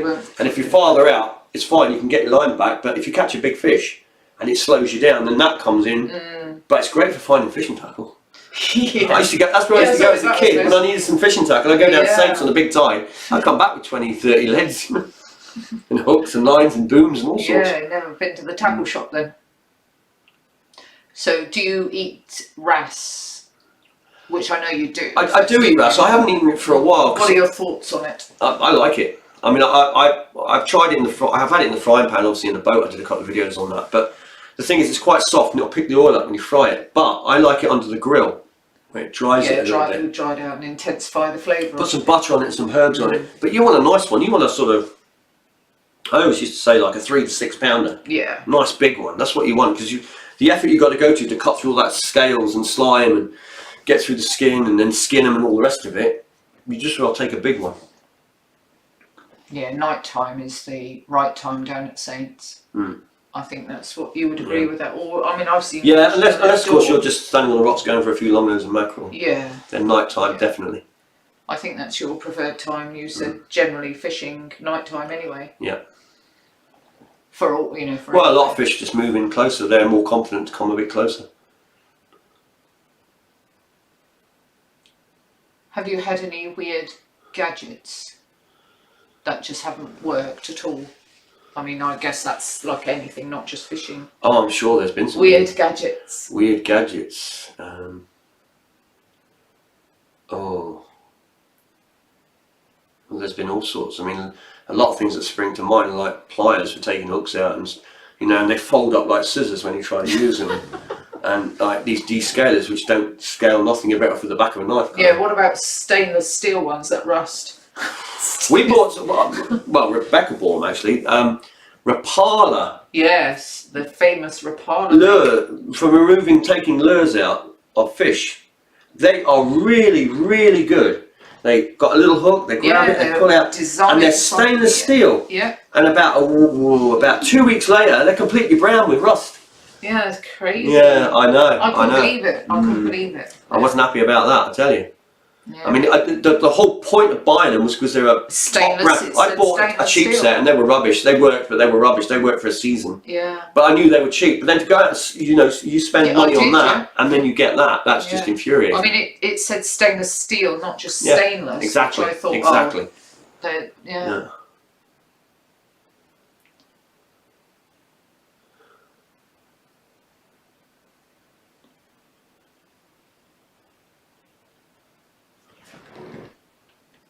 Yeah, good Conga fishing down there. Yeah. Used to catch a few down. I haven't really. The thing is with Saints with Congas, when you used to just generally fish down there, because you used to fish for pounders, you used to always catch like, I don't know, sort of 15, 20 pound eels. But like not all the time, but they'd turn up when you were general fishing. But I haven't seen any for years apart from the little ones. Been lots of little ones. Yeah. But they will be there. I mean, if you went down and threw out a big mackerel on the bottom. Well, if the crabs didn't tear it up first, then the Congas would get it eventually. I mean, it could be the mackerel fishing this season has been absolutely abysmal, hasn't it? So it's possible that all the fish that would Congas would hunt rockfish at night mostly. Would there still be enough to keep? I used to use rockfish to go for Conga with. Mackerel was fine if you had it. Yeah. It's also very soft, so you're allowing crabs to rip it to shreds. Whereas with a rockfish, a whole rockfish or the head, you fling that out and it just sits there, nothing's going to rip that up. And then the Congas will come up, they'll pick it up, you'll hear the rod clicking, and then they'll stop. And then you wait, and then the moment it moves up again, that's when you brace yourself and drive the hook. And then you bring them in. Yeah. So inshore fishing, do you get much trouble with pots going missing down your way? So I've had trouble in the last few years, but storms would probably take most of them. No, usually you can. I've always said it. I don't tend to lose pots unless somebody's interfered with them. You get the odd one, a massive storm's taken the pot. But usually, when a storm's taken, you'll find the bobbers or the ropes in the rocks smashed up, and you can sometimes get to them. There's been one or two I just haven't dared go near them. Yeah. Usually it's human intervention that loses pots, and there has been a little bit of it in the last few years, more than previously, because I can honestly say previous years there hasn't been a problem at all. But there's been a little bit of a problem with it in the last few years, but not excessive yet. Normally it gets stamped out pretty quick when it starts to happen. Yeah, well, the beauty of where I pot is you've got high ground. Yeah, that's what. And when you're up there, you can see the boats out there, and you can see anybody messing with gear. Yeah. And a lot of the old timers now, they've got telescopes and all sorts. And I think literally get a phone call saying, "Oh, I saw that boat messing with your gear," and immediately after you've had a few people getting the same messages, you know who it is, and it gets sorted. So yeah.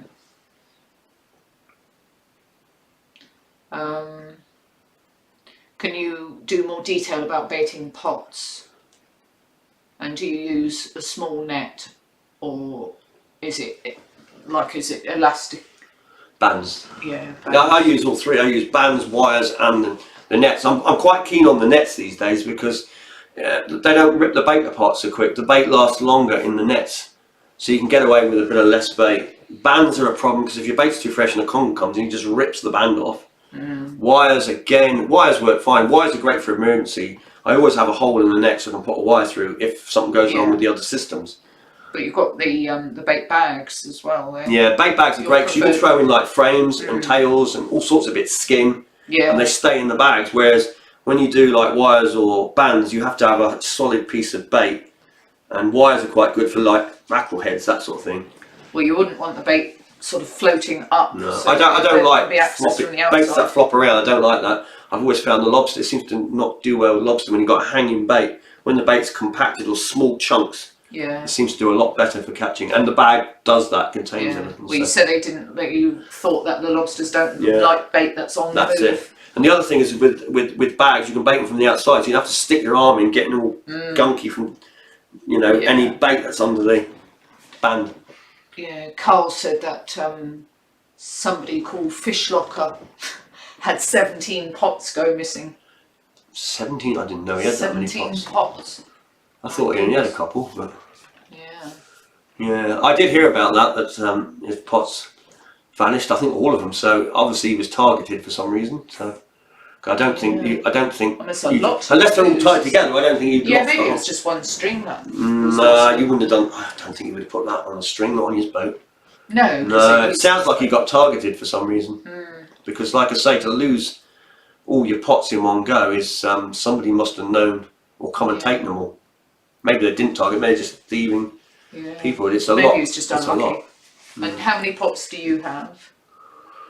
Generally, I mean, they must vary. Right now, I kind of go up to 30 normally, but last year it was only in the 20s somewhere. Yeah, I wouldn't do more than that really, not with a small boat. And I mean, not only that, when you pot areas, you catch lobsters. You kind of run out of areas because you catch the lobsters around there in those little areas I go around, and then it kind of goes all quiet anyway. And then you pull the pots out, and next year you go back, and things have kind of come back and recovered a bit. So. And when's the boat going back in? What's the plan anyway? Usually goes in around April or May, but it's all down to the weather. Last year it went in late because obviously I was working on it, and that turned out to be a really good thing because there was a massive storm came in and so many pots were lost. I mean, when I went out there was hardly any pots because most of them were all strewn around the beaches and they're broken up. So I got away with that one. Otherwise I'd have lost gear for sure if I'd been down. Yeah. And how long do you leave them to soak? 2 days is optimum for me. It varies. Some days, every day will be a good time to pull them. Sometimes it's 3 days. All depends how they catch them. But usually 2 days soak for me is ideal. I think that's right in the middle, and that's optimum for the baits that we use as well. And that. Actually, there was a comment from way back, and hopefully this person is still listening. How has the winch helped your back? Well, it stopped a lot of pain. I still obviously have trouble with my back all the time, but it's just taken off that extra pain. Unfortunately, my stomach is getting bigger because of the lack of lifting pots. So, a bit of two evils there, really. But no, it's definitely I'm not suffering every night with it. Yeah, what do lobsters sell for? I mean, it varies. I'm going to say it varies depending on the time of year. Jumps around all over the place. I mean, if I sold a lobster, it would normally go for, well, the minimum size would be about £7, £8 minimum size. But I mean, a little while back they were selling for like £20 odd, something crazy. So. Well, Christmas it was always the traditional. Well, they put the price up. I mean, for me, I don't buy lobsters at Christmas usually. I'd go out and get turkeys and things like, not Christmassy sort of things. Lobsters for me is a summer thing. Spring, summer, that's when I like to eat lobster, with a salad outside, that kind of. Yeah. And Tim Wayman's saying, how do you rate the new winch? It's great. At the moment, it's great. Yeah, I thought it was amazing. We brought, yeah, and it works really well. The speed is perfect. It doesn't come up excessively fast, but it doesn't come up slow either. It comes at a good rate and not enough to slam into your boat, sort of thing. If it jams on the seabed, it will stop the winch, because it did one time and it jolted the boat and then the winch stopped. So it kind of has a cutout almost. And yeah, it's been really, really good. You've got to be a bit careful, obviously, in small boats because of that reason. You don't want to get jammed and catch a swell wave. So in swell, I'm always a bit dubious about it. And if I go in close to grab a pot, close against the rocks, quite enough, I'll do it by hand, because I can pull the pot and control the engine and get out there without being stuck with a winch on the front. Yeah. So, but yeah, it's great. It works really great. And at the moment, we took it off the boat, so I can take it off quite easy. And we took it apart, serviced it all, cleaned it all, greased, oiled everything, put it up, and now it's stacked up in the shed, ready to go back on for next year. So. Yeah, yeah. I was surprised at how much power it had. You know, when you're pulling in a little bit of tide and you've got the one pot up and the other pot. It can hold it, yeah. Yes. In our tides, it pulls them. Yeah. If you had an amphibious boat, would you fish all year round? Possibly. The trouble with fishing over here, especially where I'm moored, is you get a lot of swell and a lot of bad weather for a start, but the swell makes the beach really rigid. And when you try to go down there, you end up destroying your car trying to drive over it, so you get a real ridged. And you saw it when we walked down the beach, how high the ridges are. I said this is the reason why you couldn't drive. I mean, the sand, the ripples in the sand were like this. The thing is, you can get 3 foot high of kelp, soft as well. that blocks your way as well. So. Yeah, soft. And on top of that, it's what you're going to catch. You can still catch lobsters and things, but the fishing sort of now for the next month or two is just there's just nothing out there. Not from where I fish anyway. Well, but I mean, I would go out. I mean, I still go out and occasionally in the dinghy if I can jump in the aluminium dinghy and shoot out with an engine and fish like that. But it's what you fish for. I mean, I think bass I think is still banned, isn't it? Well, that's what we were talking about earlier. And the thing is, I've always said I don't really fish for bass now because they're going to be full of eggs. So why would I want to catch them full of eggs? Let them do their thing, and then I'll catch them when they've got rid of all their eggs. And I mean, most of them will be offshore anyway, breeding. The breeding bass would be shoaling up offshore. It's only the bigger solitary ones, I think, wouldn't it be? That would be around the shore. And I always said it's like they have this bass ban. It's like, oh, you shouldn't catch bass between this year, that point. And that's fine because they are breeding, but quite often if they're on the shore, they're not going to be breeding. No, because they're on the shore. They're not out in the shoals where they go to spawn.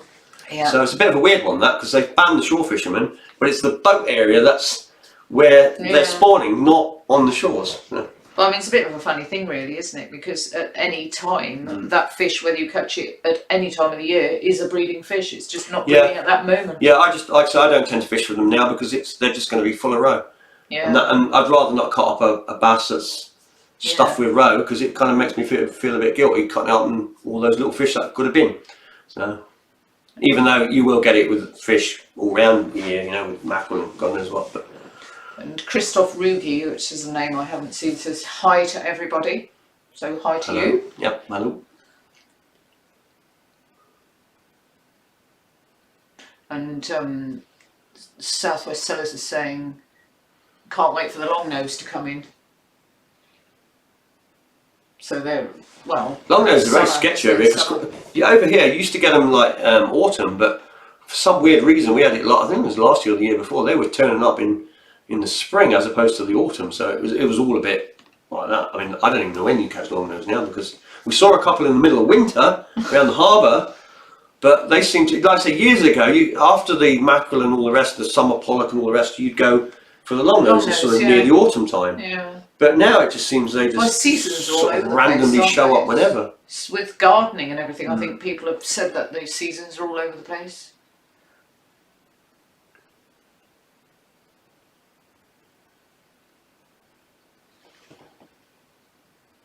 It's someone is saying thanks, there's so much knowledge. What's a long nose? That is. Get that beauty out. It's a garfish. Big long beaked green snaky looking fish. Yeah, with lots of scales on it that come off and you green scales and green bones. When you cook them, they've got green bones and the meat goes a bit green. But they're very tasty. They're very good to eat. Yeah, they've got a flavour that you can't really describe, but it's a distinctive flavour. Yeah. A delicate, distinctive flavour. Yeah. And surprise, actually bass prey on the small ones, because I remember fishing in an area and I knew there was bass there. And it's just that thing, you know, there's bass there, and I couldn't catch any bass, and I thought they're definitely here. I know they're here. And then I saw a longnose jump, and I thought, that's it, longnose. So anyway, I went off to get some bait the next day, but what I did was I didn't have any longnose, so I went and got some big green sand eels, the giant ones. I thought, well, this kind of longnose, these is green, big green sand eels, so I used those. And it must have been third cast, 7.5 pound bass. Just grabbed it, and I thought, I'm right. You see, they're attacking the longnose, and that is close enough for them to go for it. Yeah. And because I knew they were there. And as soon as I saw the longnose jump out, I thought he's leaping because something's chasing him up. Yeah. So just going to say, William and Jessica, the 10-year-old twins. I think that's who you mean. They've got school in the morning, so they got to go. They really enjoyed watching you. So sorry if that is the ones I said, the twins, 2 boys, but yeah. Thank you for coming, and we're going to be going fishing soon anyway, so we won't be streaming for an awful lot longer. And glad you enjoyed it, and we will be back again with some more. Yeah, definitely.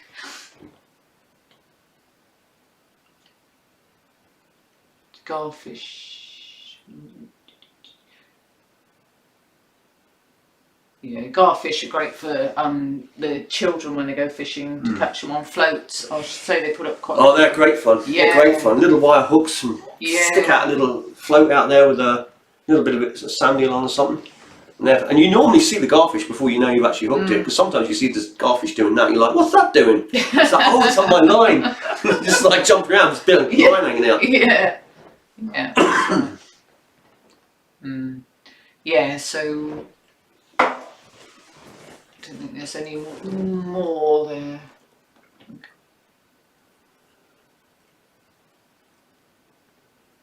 Can you Good night, Carl. Thanks for coming. Can you name the make of the winch?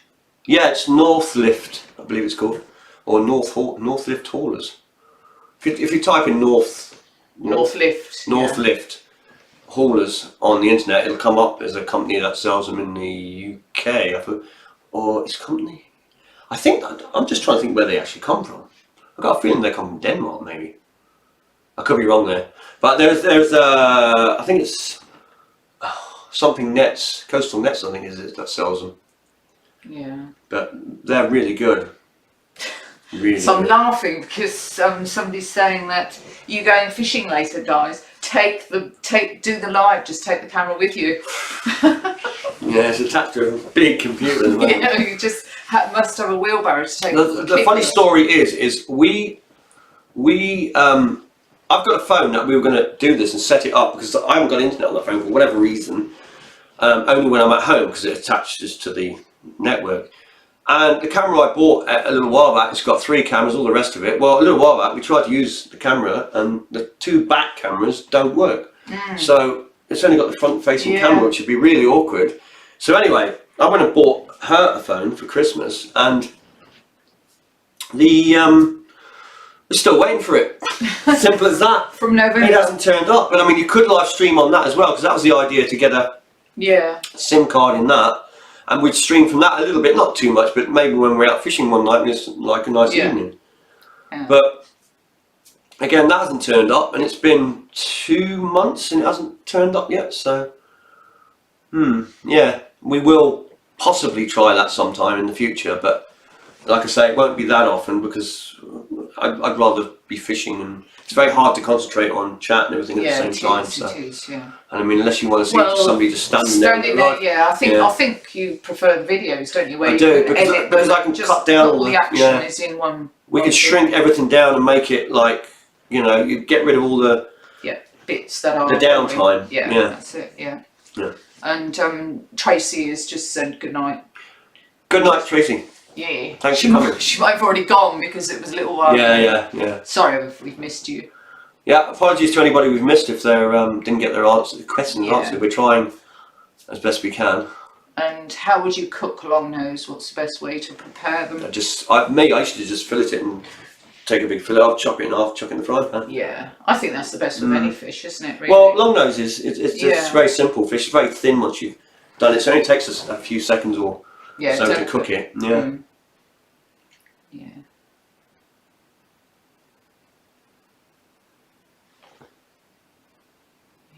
Yeah, so I think that's about the only questions that are there. So. Yeah. Right, what time we got? 10 o'clock. What's your best bass lures? The Panic Prey one has been an absolute murderous lure this year and last year. There's two different sizes. The smaller one seems to work better than the big one, but it depends on the size of the fish, because a lot of fish have been 2-3 pounds, so the bigger one will come into its own with the bigger shoals, because I have used the big one. It picks off the big fish when they're there. And well, I don't really have a lot of favourite best lures, because I think they all kind of work at the right time. It's all about using it at the right time. If you're out with whitebait, you've got to sort of get a lure that's like whitebait. If it's sand eel, you want a sand eel lure, and if it's mackerel, you want a mackerel lure. And if you use the wrong ones, then you could just be chucking it in there with hundreds of fish around catching nothing. So well, I think you said that some that one day they've caught really well, you go out and use it the next day and it's not caught. So exactly. You've tried another, I sat one time, 3 days, for 2 days I saw bass everywhere. Yeah. And I went through 30, 40 lures trying them out, and then eventually I found one, and that lure caught more fish than any other lure. The next year I used that lure and I caught like 2 fish on it. It goes to show it's sort of. Well, you said that you think fish have different tastes, just like humans. Well, bass are very particular, and bass is one of these things where if there's mackerel, it will swim straight past the sand eel looking for the mackerel. It won't even bother with the sand eel. When he gets his mind on something, it ignores so much else. Good night, Pat. I've just caught that one at the top there. It's going off screen. Yeah, good. Yep. And what's that on there? I saw about Savage Gear. You tried the Savage Gear. Savage Gear? Yeah, they're doing amazing at the moment, cheap as well. Somebody's saying. I guess they channel. Yeah, I've got quite a few different Savage Gear ones. I've got various ones work. I've got a couple that are a bit. I've got a hard plastic one I caught loads of pollock, but it doesn't seem to catch much else. But yeah, they do some great soft plastics. Yeah, there's a big white one. I don't know what make that one is. I've been using them for a few years, but it's really weird because it doesn't catch half the time, and all of a sudden it just goes mad and just hauls one after another for a few days, and it just stops again. Again, it's obviously something they're after. Yeah, well, I think you said, didn't you, that every lure will catch a fish at some point. Pretty much. You can. Sometimes you could throw anything out there and just grab it. Just grab it. Yeah. Other days you've got to be right on the money with what lure you're using, otherwise. And some days you're literally, there's some days when they're just literally snapping at it. They're not actually feeding. It's just an annoyance, because quite often you'll get a lot of misses, or you'll get them lightly hooked, and that's the snapping thing. They're not trying to feed, because they'll literally swallow a lure. Yeah. So they'll snap at it, and you'll know that day because you'll keep missing them, and it's just them like, oh, get out of the way kind of thing. Yeah, maybe it's like a territorial thing, perhaps. Yeah.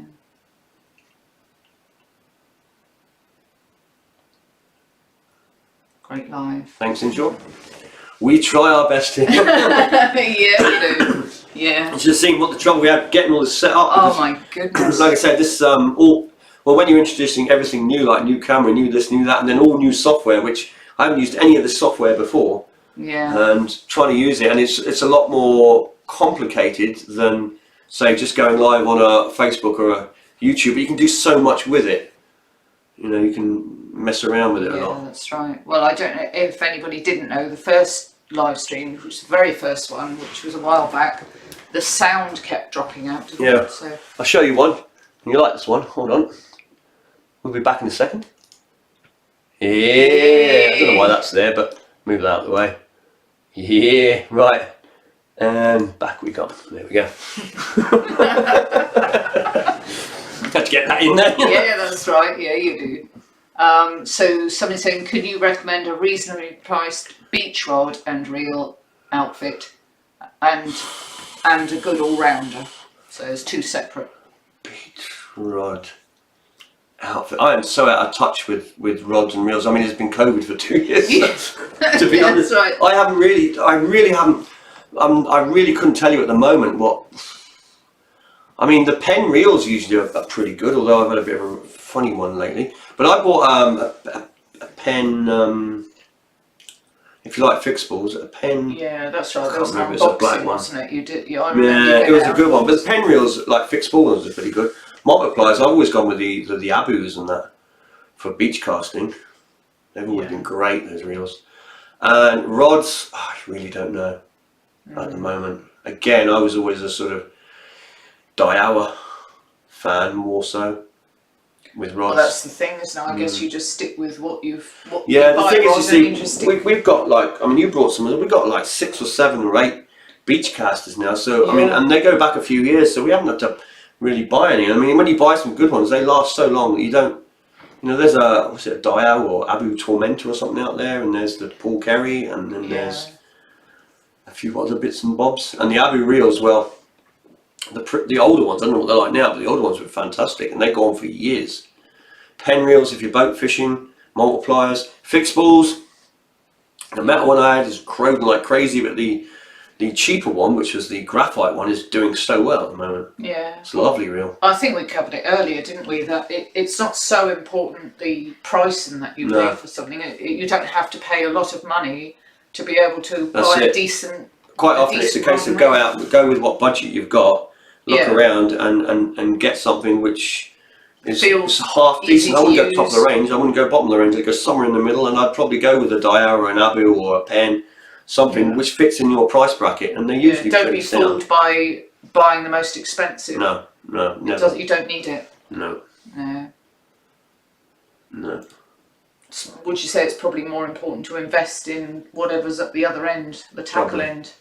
You know, get yourself decent hooks, swivels. Yeah, decent that sharp sort of thing. hooks. Make sure you've got a decent line on it, and yeah, I mean, like I say, the price is. It's not important as far as I'm concerned on a lot of gear. It's all down to the person on the end of the rod that's catching it and where you go. Being in the right place at the right time is key. Yeah. I mean, I've seen small kids outfish people with their rods and rods. Little kid there with his little setup, and he's hauling about. Yeah, that'll be you then. Well, we did like to do that. Yeah. Speaking from experience, you are. I did it down the White Rut once. Yeah. Pulled out a sole, and then I pulled out a place one after another, and everybody just crowded around me and started casting. And then at the end of it, I was the only one that caught them. I was like, Daiwa and Shimano, great makes. Yeah, Shimano are good. The only thing with Shimano is they put a lot of gear, because obviously they're gearing. They used to do a lot of gears on bikes and things, and you get reels that have got like 11 ball bearings. The trouble with having 11 ball bearings, if your reel takes a dump, you've got 11 points which want to seize up when the salt water gets in, because quite often the ball bearings usually end up being just steel, and so you got a lot of fail points. And that's another thing. They used to get reels with sort of 3 ball bearings, 5 ball bearings. Then they went mad. It's like 11, 12 ball bearings. It's like, that's crazy. It might be super smooth, but if you get water or grit in there, you got all those fail points. Grinding, yeah. So I was always in a sort of 3 to 5 ball bearings is plenty on a reel most times. But I've got a Shimano in there, a small one. It's buttery smooth. Yeah. But I don't use it a lot because I'm sending you a little one, a little tiny like river one. So how much does it cost to have a commercial license for lobster and wetfish around Guernsey? Thousands. The thing is with licenses, there's a lot involved in the cost, because you've got to buy the license, then you've got to do all the courses, then you've got to have all the safety checks, you've got to have all the safety equipment, etc, etc, etc, and it just mounts up. I mean, the license, like a wetfish license, would be, again, size of boat and your engine. If you've got a big engine, it's going to cost you a lot more. If you've got a big boat, it's going to cost you a lot more. For my kind of boat, a small boat and a small engine, you were looking at around, probably be £2,000 to £3,000, I would have thought, just for the units that you need for that boat. Then after that, like I say, you've got another £1,000 on courses here. You've got safety equipment, you can throw another £500 to £1,000 depending on what you buy. And of course, the bigger your boat is, the more safety requirements you're going to need. You're not just going to need flares and a life jacket, you're going to need rafts and all sorts. And then you're going to have checks. People pay for all that. So again, it can run into the thousands, and quite often with small boats, it's almost like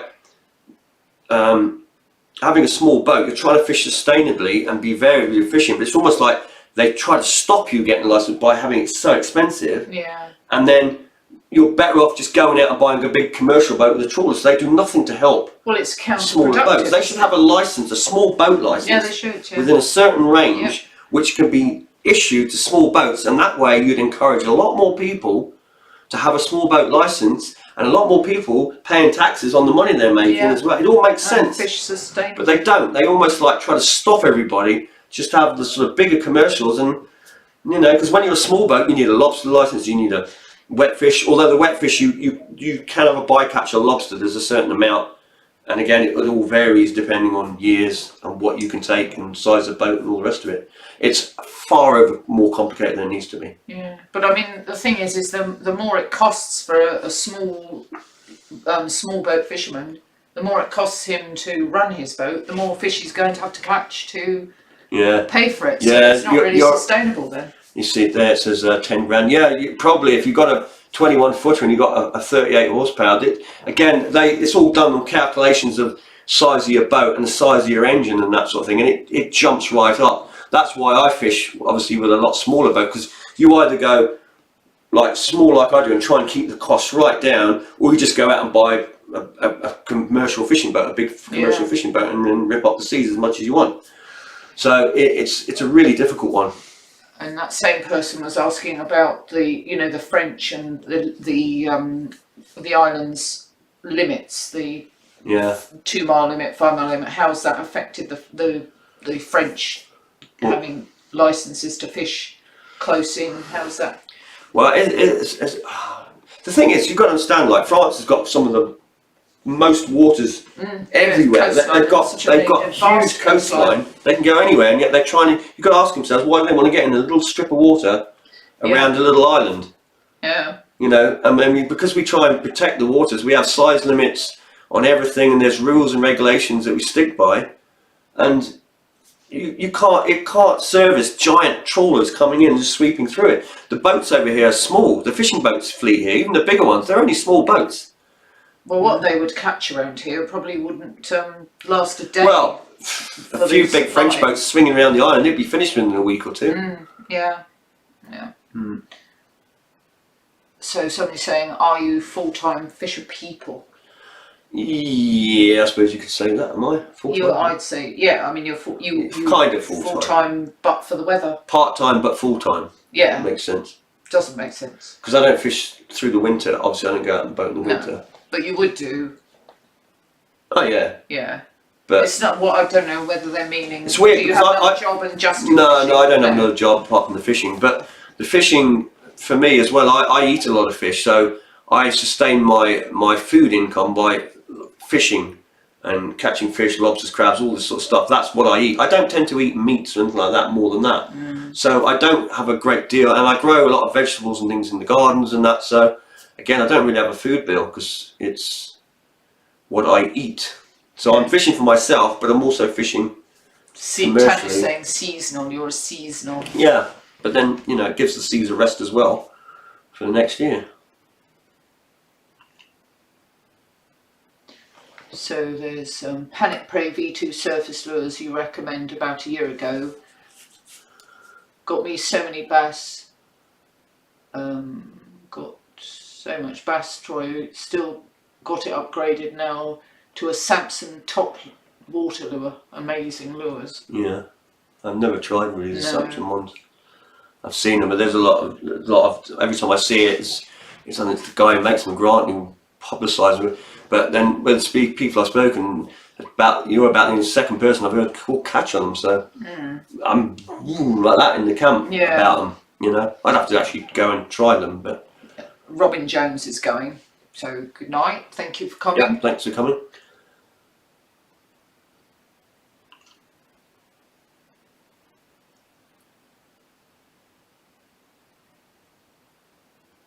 Anymore. Yeah, somebody's saying about pachinko. License. Yeah, I've heard pachinkos are good.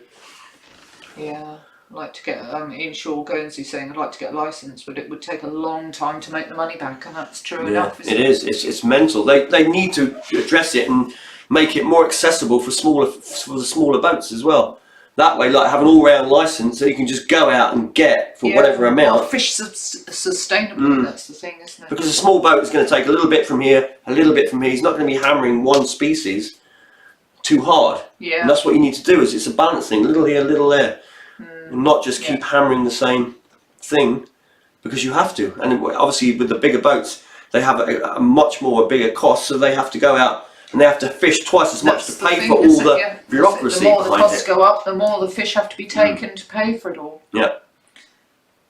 But you've always said, haven't you, if the size limits are decent on fish, that they will be sustainable. If your if size limits are decent and you don't have indiscriminate killing of the fish, like just things ripping up and killing loads of bycatch, then your size limits would take care of your fish, and you'd have a constant solid supply of fish coming in.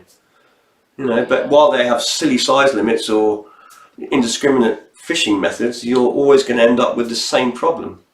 Yeah.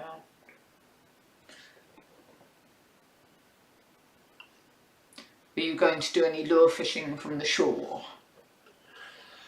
I think about doing this every year, because we used to always go fishing with lures and stuff from the shore, but I just haven't got around to it. No. I always seem to end up like having to do the boat, and then the boat goes down, and then and then in the spring you could go fish lures, but I always find lures better as sort of midsummer onward, because the fish are chasing the sand eels and the mackerel. Yeah. Well, again, it's that thing about the weather, isn't it? Being that we've had so many gales. Yeah.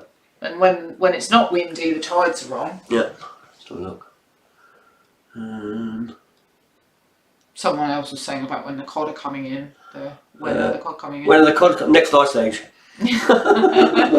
I think they'll be coming in I think we're going to see probably great whites before we see cod. Yeah. Yeah, as the waters are getting warmer, we're seeing all sorts of weird and wonderful. Probably. We had there was a species of quite a few of them were caught, little wrasse, Mediterranean wrasse that turned up this year. And there was quite a few of those caught. Someone has accidentally poured themselves another drink. Good on you. Have you ever been out in someone else's boat where they don't know what they're doing? Oh. Yeah, I had a friend once, and he had a what the heck was it? It's like a little sporty boat, like a cabin cruiser thing. And he got this boat because sadly his grandmother died and left him some money, so he decided he was going to buy a boat. Oh yeah. And he'd go and he used to go out, and he used to go flat out, and I was out with him one day, and he's bouncing along, and he's just laughing his head off. He's just like a maniac, He's just in this mental state of laughter. I said, "You know where you're going?" Yeah. Anyway, he went out there, and then he said to me, he says, "I want to catch mackerel." He said, "We came out the other day and had a couple." And I said to him, "Well, I used to come out with my dad, and we used to go over round there." Got there, so we went there. And we started hauling mackerel out, and he was laughing his head off still. And he said, "I've never caught so many mackerel in my life." And then he got all these fish. Like he caught about 100 or so. Yeah. Then he went back to his mother's house, and he gave his mother 100 fish. And he's like so proud. He's got his mother's like, "Oh my God, I've got a goal." Yeah. And he was still laughing then.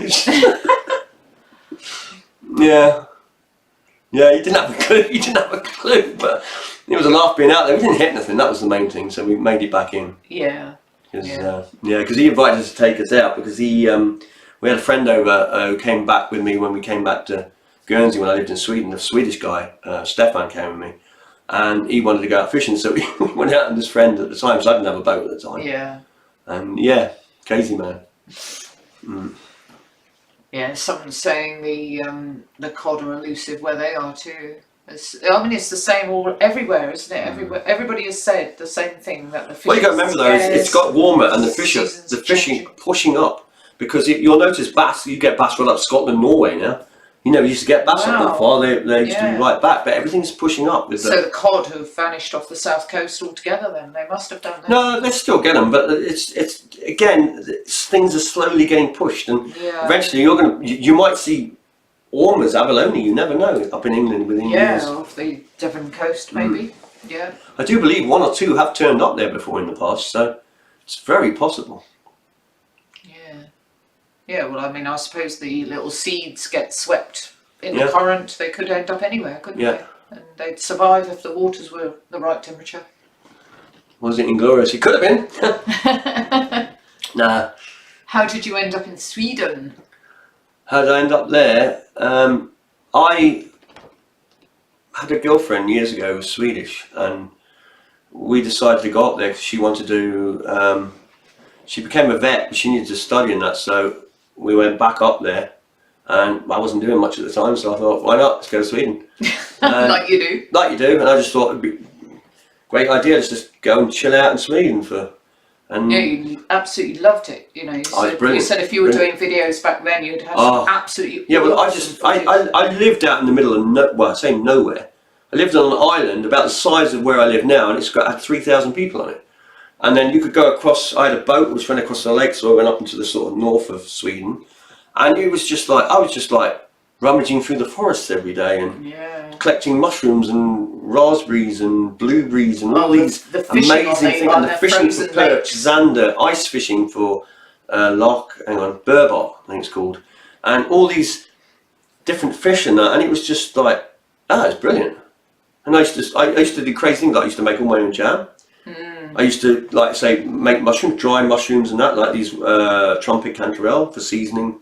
And that, and I used to go out and catch all my fish, and it was just and somebody came up to me, said to me one day, he said, you know, you live in the most amazing place I've ever seen. He said, it's a pity it's in the middle of nowhere.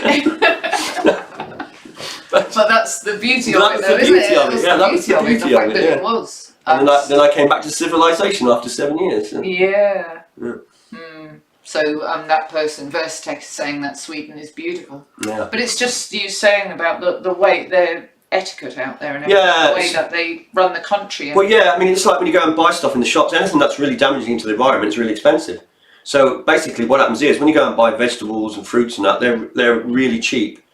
But if you go and buy like pre-packed stuff or pre-packed food, it's really expensive, or like these ready meals and that are just so expensive, people don't bother. When you buy fairy liquid, you can buy pine soap, eco-friendly ones. Friendly, it's not damaging to the environment, and like when you use cleaner for the bathroom, it's usually based on vinegar up there. All these different things, and like I say, the more damaging it is, the more expensive it is, and if it's not damaging, which is usually the natural products, it's a lot cheaper. But you'll find in other parts of the world, it seems to be the other way around. It's like, oh, you want the natural, but it's going to cost you twice as much. Yeah, that's the thing. It's crazy. But no, they seem to have their head screwed on with a lot of things up there. There's probably things they don't have their head screwed on with, but a lot of it, I was really impressed with it. You know, it was, they got a lot of it right. And you got on all right with a lot of other countries could learn a lot from Sweden, the way they carry on. You say you'd rather have the cold ice than the wet. Yeah, damp here is a murder. It's horrible. But up there, you get a crisp -10. It's fine. I've got no problem with that. I'd go outside in a t-shirt at -5. But here, you go outside in a t-shirt at -2 and you die. You know.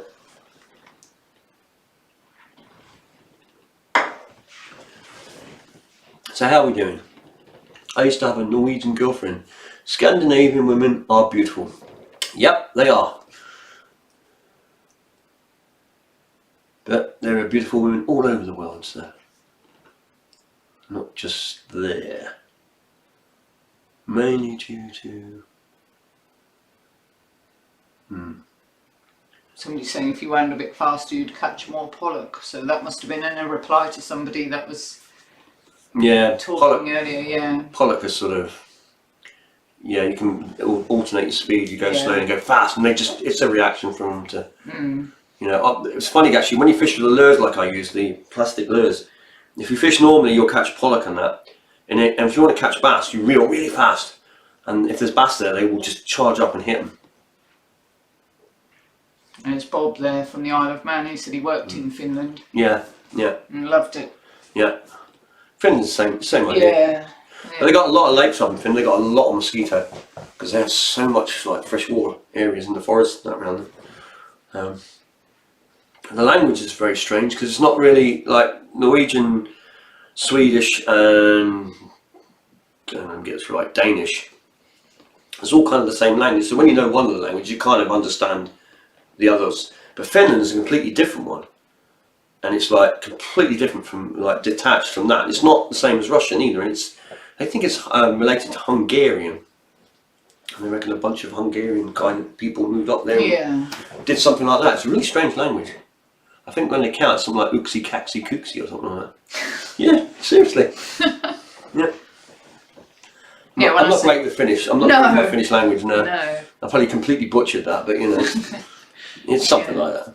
When I said to you about Norway, I think you said that they get a lot of rain. They catches the rain before it. Well, they got the wettest place in Europe, I believe. Yes. That Bergen, or whatever it's called. Mm. Yeah, very, very, because it hits the mountains. It drops on the Norwegian mountains quite often as it comes off the North Sea. So by the time it's reached Sweden, it's gone. And Yes. but you get the rundown from the mountains. That's why it's all green with forests and lakes and things.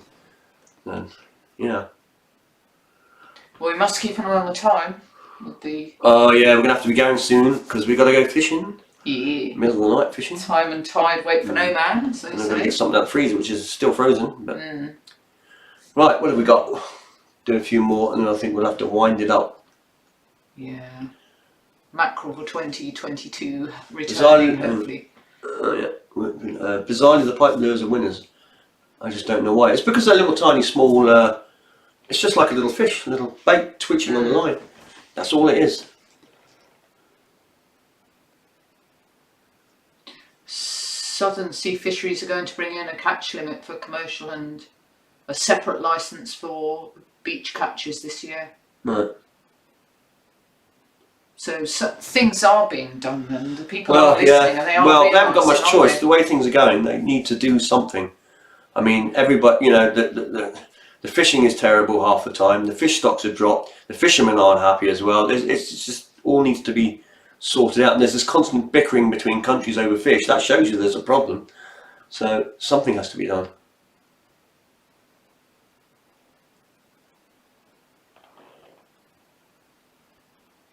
Yeah. Leave those Kongas alone.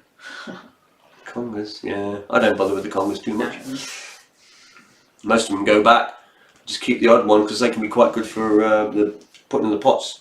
Yeah. For one Conga, it'll last a week or two, whereas you need lots of fish for that sort of thing. So. Yeah, that's it. But like I say, probably 90% I would say go back.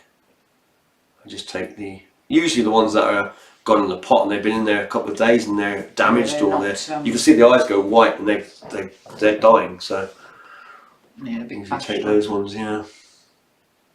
I'm fishing for them. I used to fish them with friends lots years ago, but we're kind of stopped now. I don't really fish them anymore because it's not something I'm really. Yeah, I kind of fish for things I'm going to possibly eat or get a chance to have for dinner, not fish now that I don't really fish for dinner. Well, I think you only take fish that you have a use for, don't you? Just yeah. And nothing gets wasted. If you were to catch fish for the table, then all the frames and heads get used. Everything gets used, yeah. Yeah. Yeah. As soon as Fanatic Forager wins the lottery, he's going to send a donation on Super Chat. Good luck for you on the lottery. Yes, good luck on the lottery then. I'm rooting for you. Cheering you on.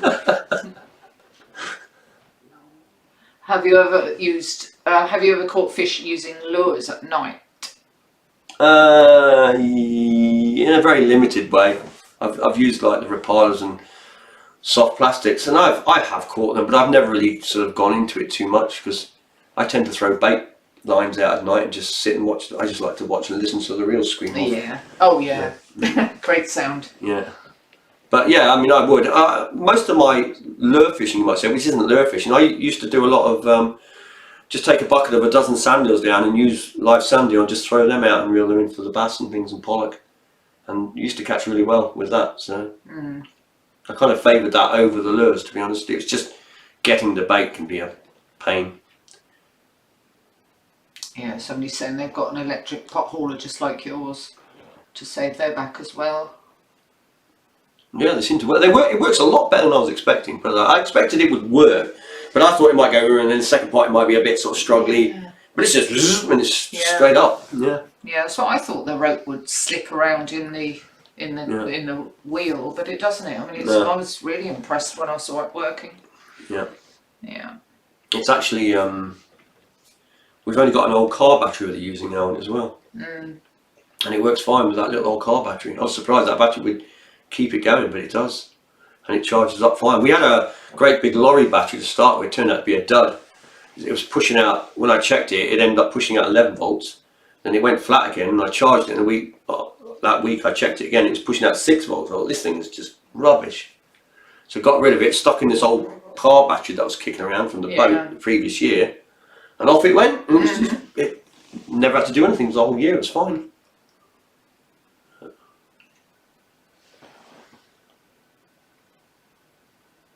What bait rig do you use for fishing at night? Bait rig, I usually use like paternoster setup again. I normally go like lying down to a bead, a swivel with the trace coming off, bead underneath, and then another one. And you can do 2 or 3 usually, and that's what I do, because that way I can put on like a worm on one hook and a squid on another hook, and I can vary my baits. You've got 2 different baits if you're not quite sure what is in the area, because quite often where I fish at this time you'll have bream, you'll have red mullet, you'll have pollock, bass, that sort of thing, and you're never quite sure what's going to take the bait. And it's weird because sometimes when you fish a bream, some nights it's all about scallop frills working, and another night all they want is squid. So and worm tends to work for most things, but you don't want to bait up too much with worm if you haven't got a lot, because everything eats it, and that includes all the little small fish, so you can go through it pretty quick. Yeah, well, I think you said that this time of the year you tend to put the squid on for the if there was any bream around. But most of my fishing is kind of a paternoster setup, usually from the shore. The long flowing trace kind of thing, that's more if I ever went for place and things like that. But again, I haven't done that for years, because we used to get place, but again, there's another species that's sort of vanished. Used to get a few, but now I haven't seen them for ages, really, only diving. So a lot of people are saying good night.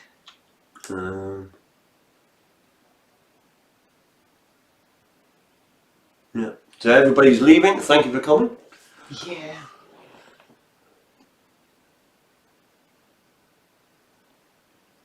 Somebody's saying that they find it ridiculous that people aren't allowed to keep tuna when such species is becoming more prevalent in the waters. It's always that sort of sore point. It's the thing is, I've said it before, you're introducing an apex predator which is just going to eat through everything, which is what it naturally does, and there's nothing wrong with that for the fish.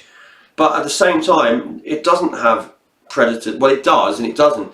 But they're banning all the people that would like go out and catch maybe 1 or 2 a year with a rod. They're banning all these people, yet they're still letting the ones who have done all the damage still catch tuna. They're the ones that have destroyed the tuna stocks.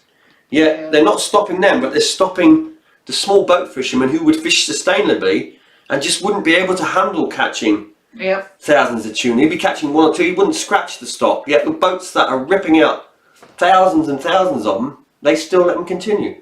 So it's almost like they're monopolising it because of the value of them. It's like, oh, keep it monopolised. Yeah. That's the way I see it. I mean, it's starting at, it's like banning the shore fishermen from catching a bass, but allowing a boat out there to catch tons of bass. It's not right. It's all wrong. Yeah. Robbie there is saying that he was late coming in, and so I guess he's missed quite a bit. But I think that you're going to leave the live up. Probably. The live, I will leave the live up for usually around a week. I'll let it go over a weekend for anybody who wants to watch it on the weekend. Then I will remove it from the channel, so I don't want to clog up the channel with it. Now I'm going to put them in a place, and if anybody in the future hasn't seen it and wants to see a particular one, then if you just ask me, I will send you a link, and you'll still be able to watch it even if it's not listed. But it will be listed for about a week on the YouTube channel, then it will be removed. After that you'll have to ask me, and I'll send anybody an IP address to be able to view it if they still want to see it. And then he's saying, when will you be doing another live? I may not even know exactly the date, but that's a tricky one. Yeah. It won't be for 2 or 3 weeks. Yeah, it's probably not going to be until February now, the next one, because we've got a lot of things going on in between then that I need to get done. So I wouldn't want to promise anything before then. But hopefully when we get into February, we'll do one fairly soon into February sometime. And Phil Butcher has said the same thing, so the same would apply to him. He's saying he's late coming in. Yeah, like I said, if you want to watch the stream, it'll be on YouTube for about a week, and then I'll be pulling it down. Yeah. Now I understand that, because a lot of people are in different parts of the world and they've all got different timescales. obviously we had to do it now because we're going to go. He's from Norfolk though. Yeah, he's from North. Like I said, Different parts, time zones. big place, long place. You know, different time zone. So, but now people do different things. I mean, people work night shifts, day shifts, all sorts of things. So people got their own schedules, and yeah, it's very difficult getting the time for everyone, and that's why, like I said, I'll leave the stream up for a week. Yeah. And of course, we've got a schedule as well because we're going to be going fishing in 10 minutes. In fact, yeah, we've actually got to get going. So because we've got stuff to get ready still. Yeah. So if you've got a question, you've got about 1.5 minutes to answer it. I'll answer it. If you answer it, I don't have to answer it. Yeah, just talk amongst yourselves. We've got about a minute after to ask it, and then we've got to go because we really have to get the gear into the cart or the van and go out and do some fishing. Yeah, looking forward to the next one. If you ever get to Scotland, try the northwest of Skye. Great shore fishing and outstanding scenery and wildlife. No midges. No, oh, that's the place then. That'll be the place. Sounds good. How much weight do you put in the bottom of your pots? Whew, another tricky one. Depends on the size of the pot, but I normally use, let me think, 6, 12, about 12 to 14 pounds. I normally put sachets in. Now I use sometimes a couple of 6s, but I will put in an extra little bit of weight just on the end of the pot to stop it pulling. And again, the first pot is always heavier than the second pot. The one with the rope on is always heavier than the pot after Keep it. An anchor rope. Normally I rely on using 2 pots, which one acts as an anchor pot sort of thing, so it reduces the amount of weight. If you're going to use a single pot, you might want to go heavier. Again, depends where you are and what tides you've got. The tides. It's the tides, isn't it? That probably determine. Swell is the biggest killer of pots. It jolts them along, and that's how you can lose them. But yeah.